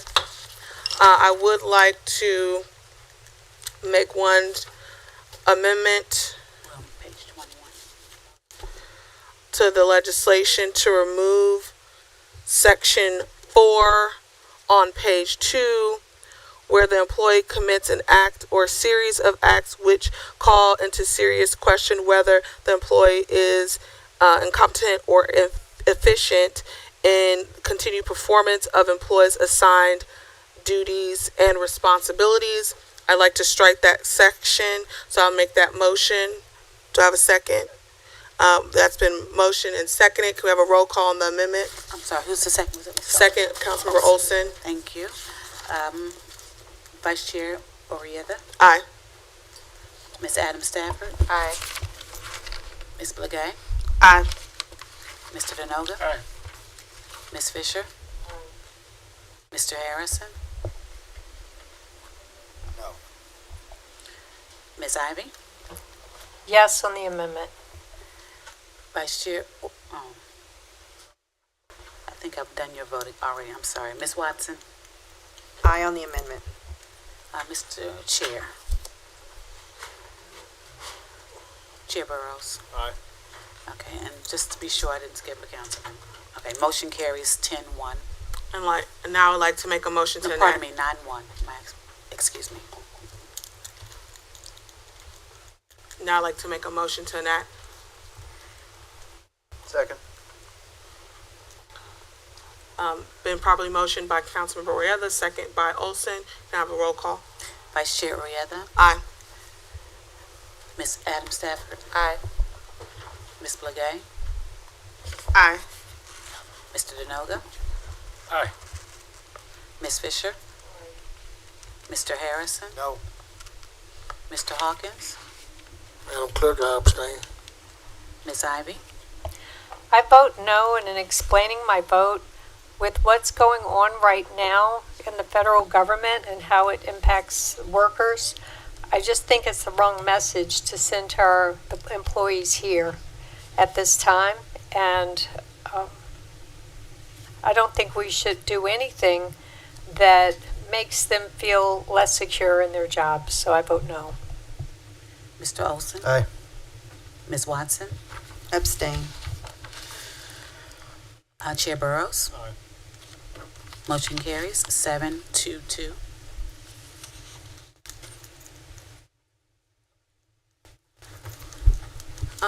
Again, moving around for people in the room or council members, CB 104, an act concerning enforcement and referral to the Board of Ethics for the purpose of requiring a mandatory review by the Prince George's County Board of Ethics for any person found in violation of Prince George's County Code, Subtitle 2, Section 2, Division 46, Community Inclusiveness. Sponsors Watson, Orieta, and Hawkins. Do we have a speakers list?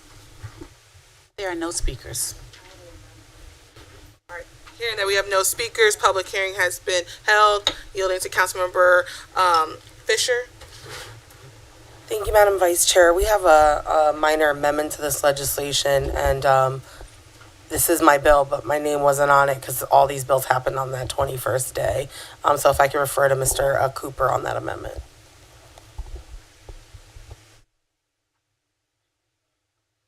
I think your mic's still not on. Hello. No, thank you. Thank you, Councilmember Fisher.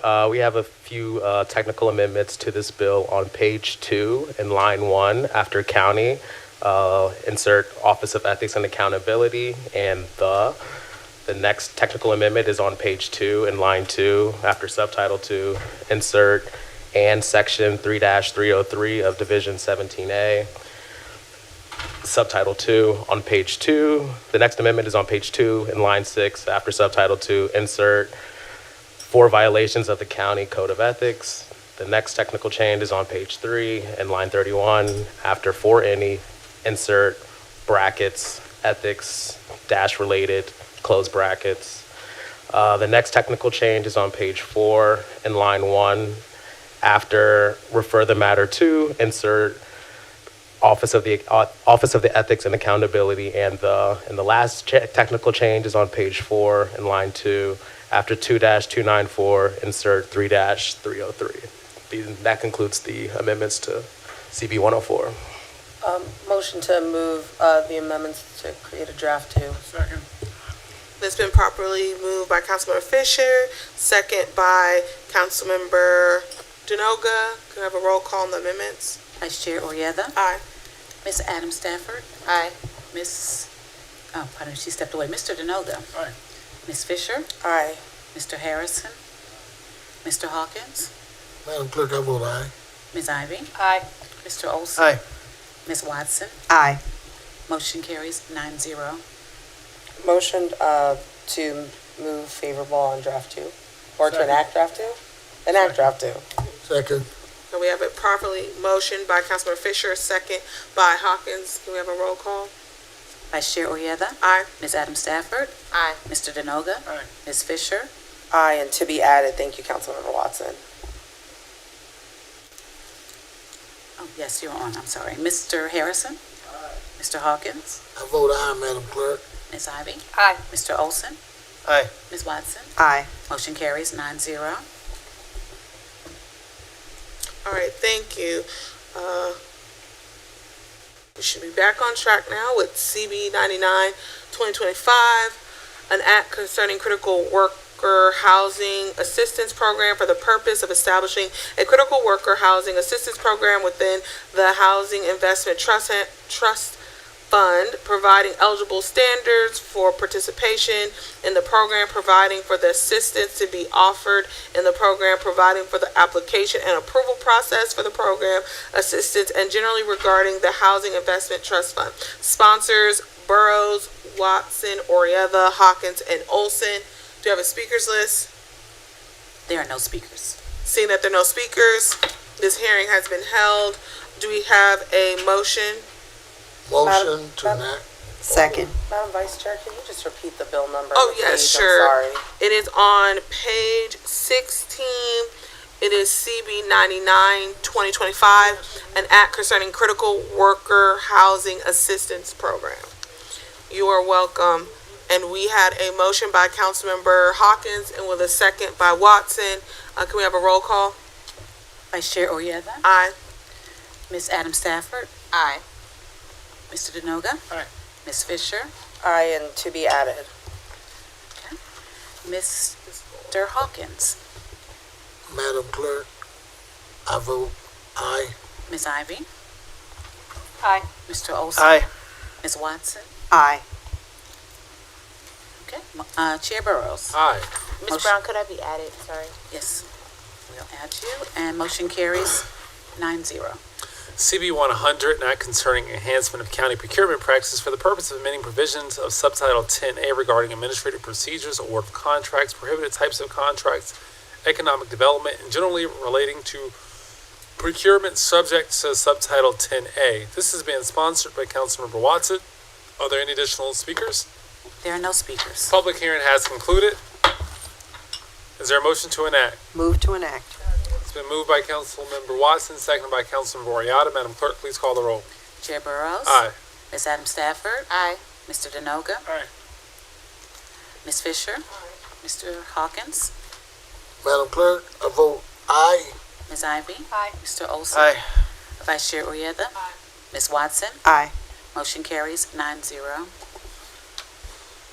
CB 101, an act concerning homeownership equity program for the purpose of establishing a home ownership equity program for the county residents, providing for the purpose and uses of home ownership equity within the Housing Investment Trust Fund, providing for the funding and administration of homeowner equity program, providing for the eligibility, terms, funding, program requirements for buyers, providing for loans for the persons and select groups, providing for the application intake, underwriting, closing support, post-purchase follow-up, approval of administrative rules, and program guidelines generally regarding homeownership equity program. Sponsors are Oriata, Burrows, Hawkins, Watson, Denoga. This was introduced on 10/21/2025. Are there any speakers? There are no speakers. The public hearing has concluded. Is there a motion to enact? Second. It's been moved by Council Vice Chair Oriata, second by Councilmember Watson. Madam Clerk, please call the roll. Burrows? Aye. Ms. Adams Stafford? Aye. Can I be added, please? Thank you. Yes. Mr. Denoga? Aye. Ms. Fisher? Aye, and can I be added? Mr. Harrison has stepped away. Pardon me. Mr. Hawkins? Madam Clerk, I vote aye. Ms. Ivy? I vote aye, and I'd like to be added. Okay. Mr. Olson? Aye. Vice Chair Oyetha? Aye. Ms. Watson? Aye. Motion carries 9-0. Thank you. Next, we have CB 102, 2025, an act concerning sick leave legal protections for the purpose of providing for certain mandated paid sick leave for county employee or employee's family member at legal proceedings, providing for certain definitions, providing for verification of certain sick leave, and generally regarding county personnel law and legal proceedings. Sponsors: Bulgay, Orietta, Denoga, Hawkins, and Watson. Is there a speakers list? There are no speakers. This public hearing has been held. Do I have a motion? Move to enact. Second. Been properly moved to enact by Councilmember Watson, seconded by Ivy. Can we have a roll call? Vice Chair Urieta. Aye. Ms. Adam Stafford. Aye. Mr. Denoga. Aye. Ms. Fisher. Aye. Mr. Hawkins. And can I be added? Yes. Mr. Hawkins. Madam Clerk, I vote aye. Okay. Ms. Ivy. I vote aye. I'd like to be added because I thought actually this was originally my bill. But yes, I'd like to be added, and aye. Thank you. Jolene, I think it was, if you look, it was that same 20. No, it was that 21 days. So they had to put in someone else's name because we You weren't. both are out of order. Are we done with the roll call? No, Mr. Both Olson. are out of Aye. order. Ms. Watson. Aye. Chair Burrows. Aye. Motion carries 9-0. I'm back. Thank you. All right, CB 103. An act concerning county real property for declaring parcels of county-owned real property as surplus no longer needed for county use. Sponsor are Hawkins, Janoga, and Watson. Madam Clerk, are there any additional speakers? There are no speakers. This public hearing has concluded. Is there a motion to enact? Move to enact. It's been moved by Councilmember Watson. I'll second it, second by me. Madam Clerk, please call the roll. Chair Burrows. Aye. Ms. Adam Stafford. Aye. Mr. Denoga. Oh, pardon me, he stepped away. Ms. Fisher. I vote aye. Okay. Mr. Hawkins. Madam Clerk, I vote aye. Ms. Ivy. Aye. Mr. Olson. Aye. Vice Chair Urieta. Aye. Ms. Watson. Aye. Motion carries 8-0. Thank you very much. CR 85, a resolution concerning common ownership communities program, rules and regulations, promulgation for the purpose of the county council, promulgation of rules and regulation governing the implementation and administration of common ownership communities. Sponsor Oriata, Adam Stafford, and Blagay. On 1016, it passed favorably out of P-Head. Next, we'll move to CR 92, a resolution concerning the feasibility study of county-owned grocery store pilot program for the purpose of authorizing the development and completion of a 6-month feasibility study to evaluate the potential for the establishing a county-owned and operated grocery store in Prince George's County, assessing site selection, financial vitality, operational models, and community impact, and ensuring the stores operates on a cost-neutral basis. Sponsors are Oriata, Burrows, Blagay, Adam Stafford, Ivy, Fisher, and Watson. I'll turn to Councilmember Watson for a report. Thank you, Mr. Chair. The Prince George's County Council Government Operations and Fiscal Policy Committee convened on October 23, 2025, to consider CR 92, 2025, a resolution concerning a feasibility study for a county-owned grocery store pilot program for the purpose of authorizing the development and completion of a 6-month feasibility study to evaluate the potential for establishing a county-owned and operated grocery store in Prince George's County, assessing the site selection, financial viability, operational models, and community impact, and ensuring the store operates on a cost-neutral basis to the county. During the meeting, council staff and a local food vendor provided a briefing that detailed existing resources and case studies for similar municipally owned grocery stores and presented suggestions for the county's success owning a grocery store. Council Vice Chair Oriata shared some of her work experiences in the food industry that inspired the legislation and thanked the administration for its support.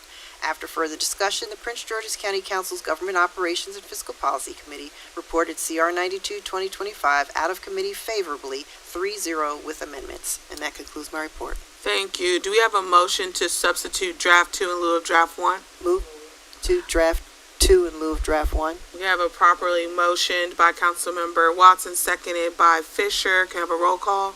Vice Chair Orietta? Aye. Ms. Adam Stafford? Aye. Ms. Blagay? Aye. Mr. Denoga? Aye. Ms. Fisher? Mr. Hawkins? Madam Clerk, I vote aye. Ms. Ivy? Aye. Mr. Olson? Aye. Ms. Watson? Aye. Do we have a motion to adopt? Move to adopt. Second. Motion by Councilmember Watson, seconded by Councilmember Olson. Can I have a roll call? Okay, Vice Chair Orietta? Aye. Ms. Adam Stafford? Aye. Ms. Blagay? Aye. Mr. Denoga? Aye. Ms. Fisher? Aye. Mr. Harris? Pardon me, he stepped away. Mr. Hawkins? I may have been like Rip Van Winkle. Is it too late to become a sponsor? We can still add you. I vote aye. Thank you, Madam Clerk. Pardon me, Miss Ivy? Is this CR 109? No, 92. 92, top of page 23. Oh, okay, yeah, aye. Sorry. Okay, Mr. Olson? Aye. Ms. Watson? Aye. Chair Burrows? Aye. Motion carries 10-0. CR 109, a resolution concerning adequate public safety response time task force. For the purpose of establishing adequate public safety response time task force, through thorough examination of methodology, data accuracy, real-world application of the existing response time test, and recommended necessary revisions or alternatives that were more effectively aligned with public safety goals and current resources. Sponsors are Blagay, Denoga, Fisher, Orietta, Burrows, Olson, Watson, Ivy, Hawkins, Adam Stafford, and Harrison.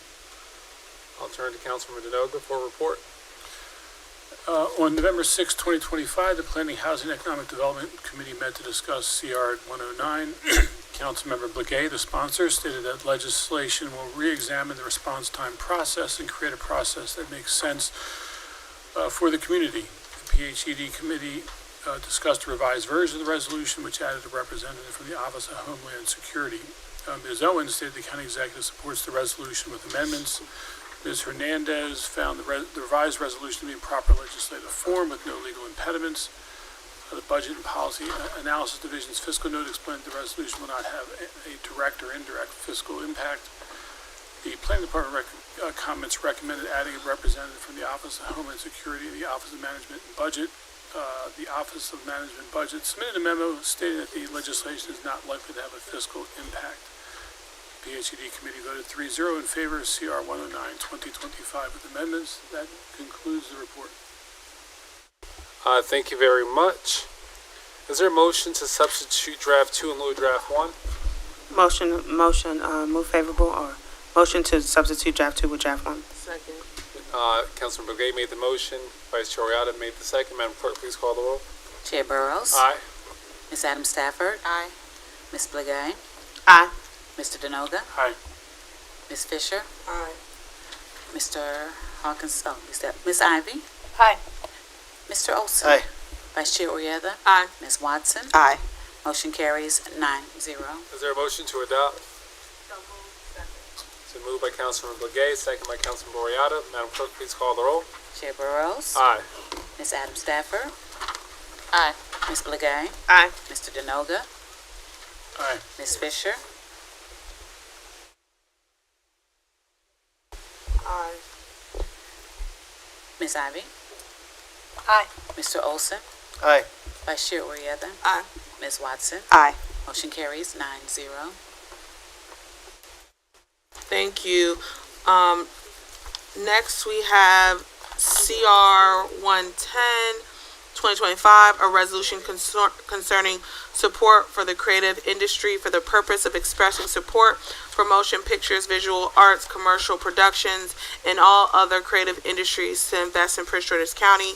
Sponsors: Adam Stafford, Denoga, Fisher, Orietta, Burrows, Blagay, Olson, Watson, Harrison, Hawkins, and Ivy. And I'll pass it to Councilmember Denoga for a committee report.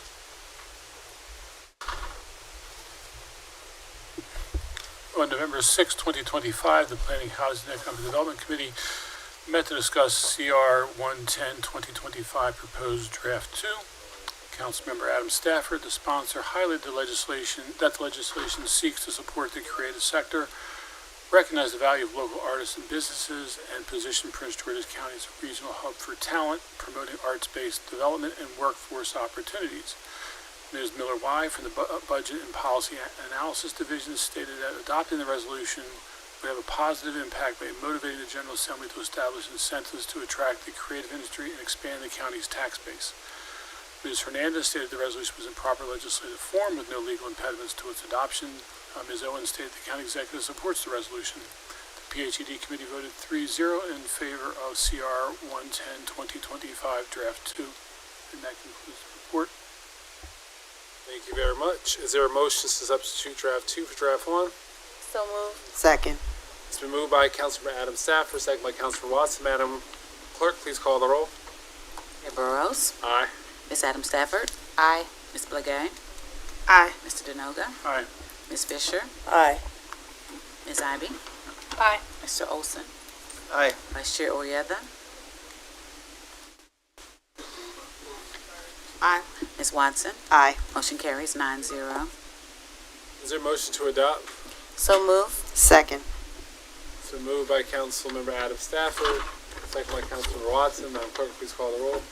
Chair Burrows, Aye. Ms. Adam Stafford, Aye, and I wanted to thank my colleagues for voting for this so we can make Prince George's County a destination for the creative industry. Thank you.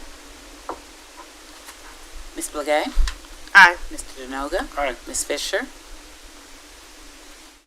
Aye, thank you, Councilwoman Adam Staff.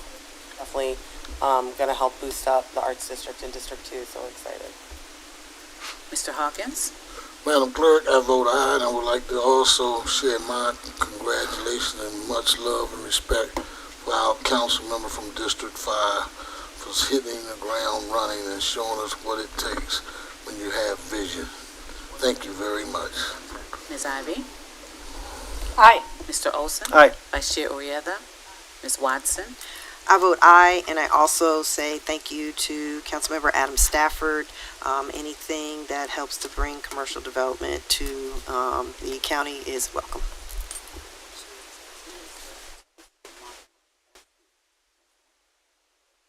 Can I be added if I'm not added?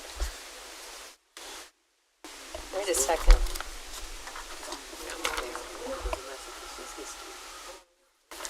You are on it. Okay, motion carries. CR 113, a resolution concerning compensation and benefits, Prince George's County Correctional Officer Association, Correctional Officer Salary D Schedule, for the purpose of amending salary plan of the county to add provisions to increase shift differential amounts under Section 7, Paragraph A, that was omitted from the salary plan amendment previously adopted by CR 72-2025. Sponsors are Watson, Blagay, Olson, Burrows, Oriata, Denoga, Ivy, Hawkins, Adam Stafford, Harrison, and Fisher. We'll have a committee of the whole report by Ms. Eubanks. Thank you. Good afternoon. The Committee of the Whole convened on October the 16th, 2025, to consider CR 113, 2025, which was proposed by the Chair at the County Executive's request. CR 113, 2025 amends Salary Schedule D to include shift differential pay increases for correctional officers that had been inadvertently omitted in the earlier amendment adoption under CR 72, 2025. Companion legislation, CB 94, 2025, includes the amended collective bargaining agreement. Sonia Owens, Council Liaison, Office of the County Executive, expressed support for CR 113, 2025 on behalf of the County Executive. Office of Law advises CR 113, 2025 is in proper legislative form with no legal impediments.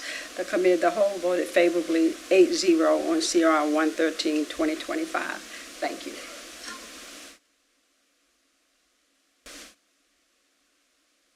Thank you very much. Is there a motion to adopt? Move to adopt. It's been moved by Councilmember Watson, second by Vice Chair Oriata. Madam Clerk, please call the roll. Chair Burrows, Aye. Ms. Adam Stafford, Aye. Ms. Blagay, Mr. Denoga, Aye. Ms. Fisher, Aye. Mr. Harrison, I vote aye. Mr. Hawkins, Madam Clerk, I vote aye. Ms. Ivy? Aye. Mr. Olson? Aye. Vice Chair Orietta? Ms. Watson? Aye. Motion carries 11-0. Thank you very much. We've been joined by the County Executive of Prince George's County. Madam County Exec.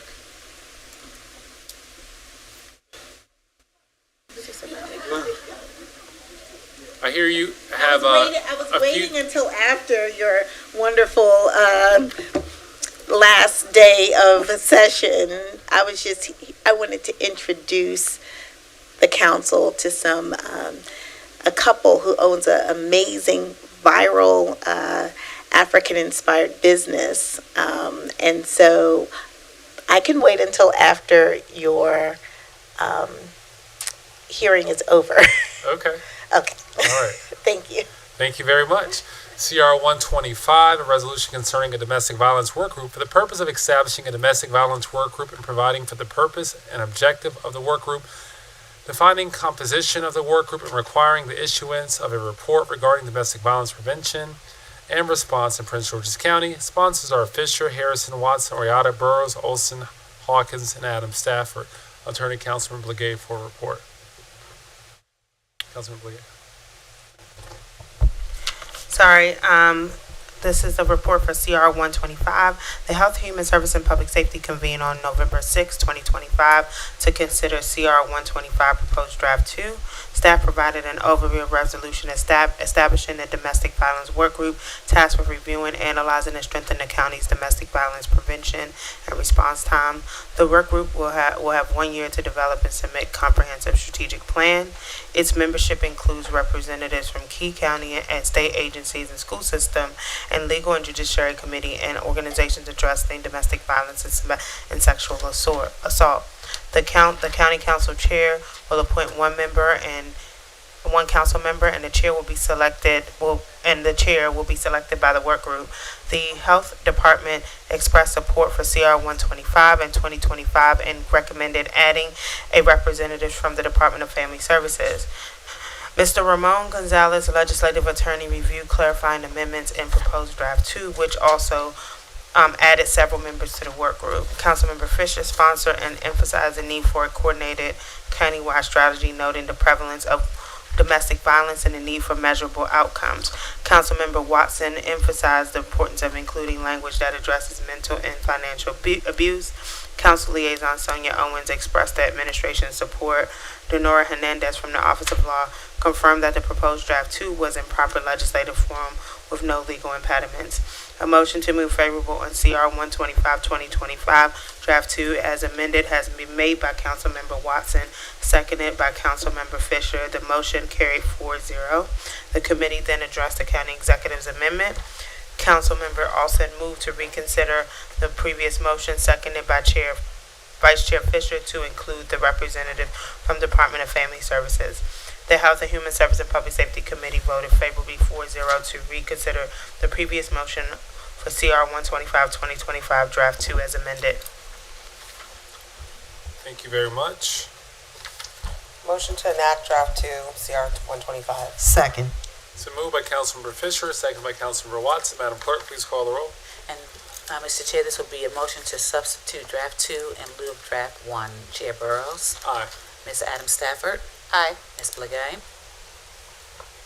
Aye. Mr. Denoga. Aye. Ms. Fisher. Aye. Mr. Harrison. Mr. Hawkins. Madam Clerk, I vote aye. Ms. Ivy. Aye. Mr. Olson. Aye. Vice Chair Orietta. Aye. Ms. Watson. Aye. Motion carries 11-0. Is there a motion to adopt? Motion to adopt. Second. It's been moved by Councilmember Fisher, second by Councilmember Watson. Madam Clerk, please call the roll. Chair Burrows. Aye. Ms. Adam Stafford. Aye. Ms. Blagay. Aye. Mr. Denoga. Aye. Ms. Fisher. I want to thank the colleagues. Thank you, Councilwoman Oriata, for standing with me today. And to the County Executive's Office for supporting this bill. I'm really grateful for the work we're going to embark on together. Thank you. Mr. Harrison. Mr. Hawkins. Madam Clerk, I vote aye. Ms. Ivy. Aye. Mr. Olson. Aye. Vice Chair Orietta. Aye, and thank you, Councilmember Fisher. This is important, as you know, near and dear to my heart, and I look forward to the work that comes out of this work group. Ms. Watson? I vote aye also and want to thank Councilmember Fisher for her leadership and all, as well as Councilmember Oriada. Very much needed. Look forward to the recommendations from the work group. And, oh, I'm sorry, if I could be added. Absolutely. Motion carries 11-0.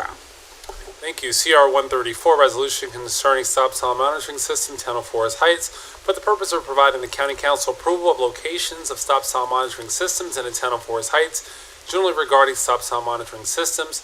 Sponsors are Burrows, Watson, Fisher, Denoga, and Ivy. I'll turn to Councilmember Olson. Oh, Mr. Battle. Turn to Mr. Battle for a report. Thank you, Mr. Chair. The committee convened on November 13th, 2025 to discuss CR 134-2025, which approves 11 locations for stop sign monitoring systems in the town of Forest Heights based on traffic studies conducted at specified locations. The September 24th letter from Mayor Troy Barrington Lilly indicates the town plans to install up to 11 cameras at these locations. The resolution acknowledges that Forest Heights has met all the requirements for location approval, and after the discussion, the committee voted favorably on CR 134-2025 by a vote of 3-0. Mr. Chair, that concludes my report. Thank you very much.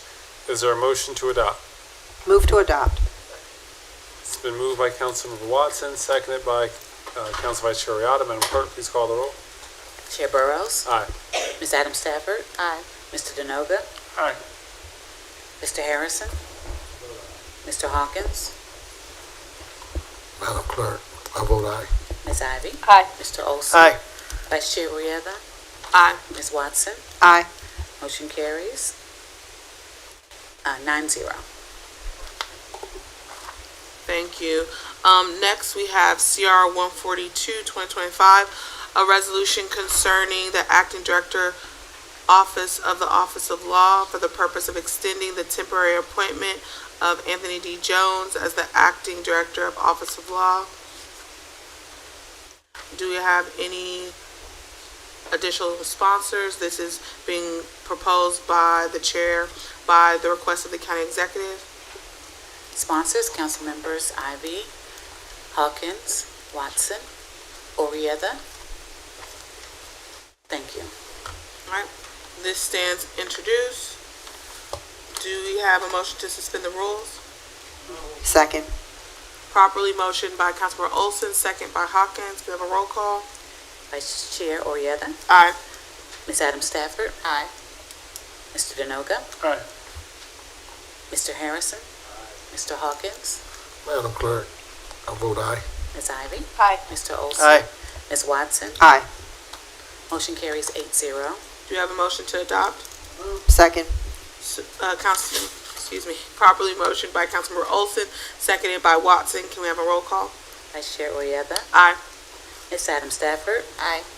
Mr. Denoga. Aye. Mr. Harrison. Mr. Hawkins. Madam Clerk, I vote aye. Ms. Ivy. Aye. Mr. Olson. Aye. Ms. Watson. Aye. Motion carries 8-0. Thank you. Now we have CR 143-2025, a resolution concerning acting director of the Office of Human Resources Management for the purpose of extending the temporary appointment of Stephanie Bridgeforth as the acting director of the Office of Human Resources Management. This is proposed by the chair by the request of the county executive. Do we have any additional sponsors? Sponsors, council members Ivy, Hawkins, Watson, Oriada. Thank you. This stands introduced. Do we have a motion to suspend the rules? So move. Second. Properly motioned by Councilmember Hawkins, seconded by Watson. Can we have a roll call? Vice Chair Oriada. Aye. Ms. Adams Stafford. Aye. Mr. Denoga. Aye. Mr. Harrison. Mr. Hawkins. Madam Clerk, I vote aye. Ms. Ivy. Aye. Mr. Olson. Aye. Ms. Watson. Aye. Motion carries 8-0. Do we have a motion to adopt? Move to adopt. Properly motioned by Councilmember Watson, seconded by Olson. Can we have a roll call? Vice Chair Oriada. Aye. Ms. Adams Stafford. Aye. Mr. Denoga. Aye. Mr. Harrison. Mr. Hawkins. Madam Clerk, I vote aye. Ms. Ivy. Aye. Mr. Olson. Aye. Ms. Watson? Aye. Motion carries 8-0. Thank you. Now we have CR 144, 2025, a resolution concerning acting director of the Office of Human Rights for the purpose of extending the temporary appointment of Mr. Jose as the acting director of the Office of Human Rights. This is proposed by the chair by request of the county executive. Do you have any additional sponsors? Sponsors, council members, Ivy, Hawkins, Adam Stafford, Orietta, Watson. Thank you. This stands introduced. Do you have a motion to suspend the rules? Second. Properly motioned by Councilmember Olson, seconded by Watson. Can I have a roll call? Vice Chair Orietta? Aye. Ms. Adam Stafford? Aye. Mr. Denoga? Aye. Mr. Harrison? Mr. Hawkins? Madam Clerk, I vote aye. Ms. Ivy? Aye. Mr. Olson? Aye. Ms. Watson? Aye. Motion carries 8-0. Thank you. Do we have a motion to adopt? Move to adopt. Second. Properly moved by Councilmember Olson, seconded by Watson. Can I have a roll call? Vice Chair Orietta? Aye. Ms. Adam Stafford? Aye. Mr. Denoga? Aye. Mr. Harrison? Mr. Hawkins? Madam Clerk, I vote aye. Ms. Ivy? Aye. Mr. Olson? Aye. Ms. Watson? Aye. Motion carries 8-0. Thank you. Next, we have CR 145, 2025, a resolution concerning the acting director, Office of Central Services for the purpose of extending the temporary appointment of Mr. David Byrd as the acting director of the Office of Central Services, proposed by the chair at the request of the county executive. Do you have any additional sponsors? Sponsors, council members Ivy, Hawkins, Orietta, and Watson. Thank you. Thank you. Do I have a motion to suspend the rules? Second. Properly motion by Councilmember Olson, seconded by Watson. Can we have a roll call? Vice Chair Orietta? Aye. Ms. Adam Stafford? Aye. Mr. Denoga? Aye. Mr. Harrison? Mr. Hawkins? Madam Clerk, I vote aye. Ms. Ivy? Aye. Mr. Olson? Ms. Watson? Aye. Motion carries 8-0. Thank you. Do you have a motion to adopt? Move to adopt. Properly motioned by Councilmember Watson, seconded by Olson. Can I have a roll call? Vice Chair Orietta? Aye. Ms. Adam Stafford? Aye. Mr. Denoga? Aye. Mr. Harrison? Mr. Hawkins? Madam Clerk, I vote aye. Ms. Ivy? Aye. Mr. Olson? Aye. Ms. Watson? Aye. Motion carries 8-0. Thank you. And before we go into recess, I know that we were supposed to move an additional additions package. Are we still good to do that later? Have it ready, Madam Chair. Should we do it now or when we come back? I believe when the chair returns, is Perfect. my understanding. Let's go into recess to allow for committee of the whole. Oh, I'm sorry. Oh, yes. Before we go on recess. I think we're coming back to it, but I think we did. Okay, I think the county executive wanted something a little more informal, so as we switch from council to committee of the whole, but have we already called down the additions? She said when you came back. We have it available. We're waiting for you to return, Mr. Chair. Okay, so county exec, would you like us to take a recess now? Okay, we'll stand a recess.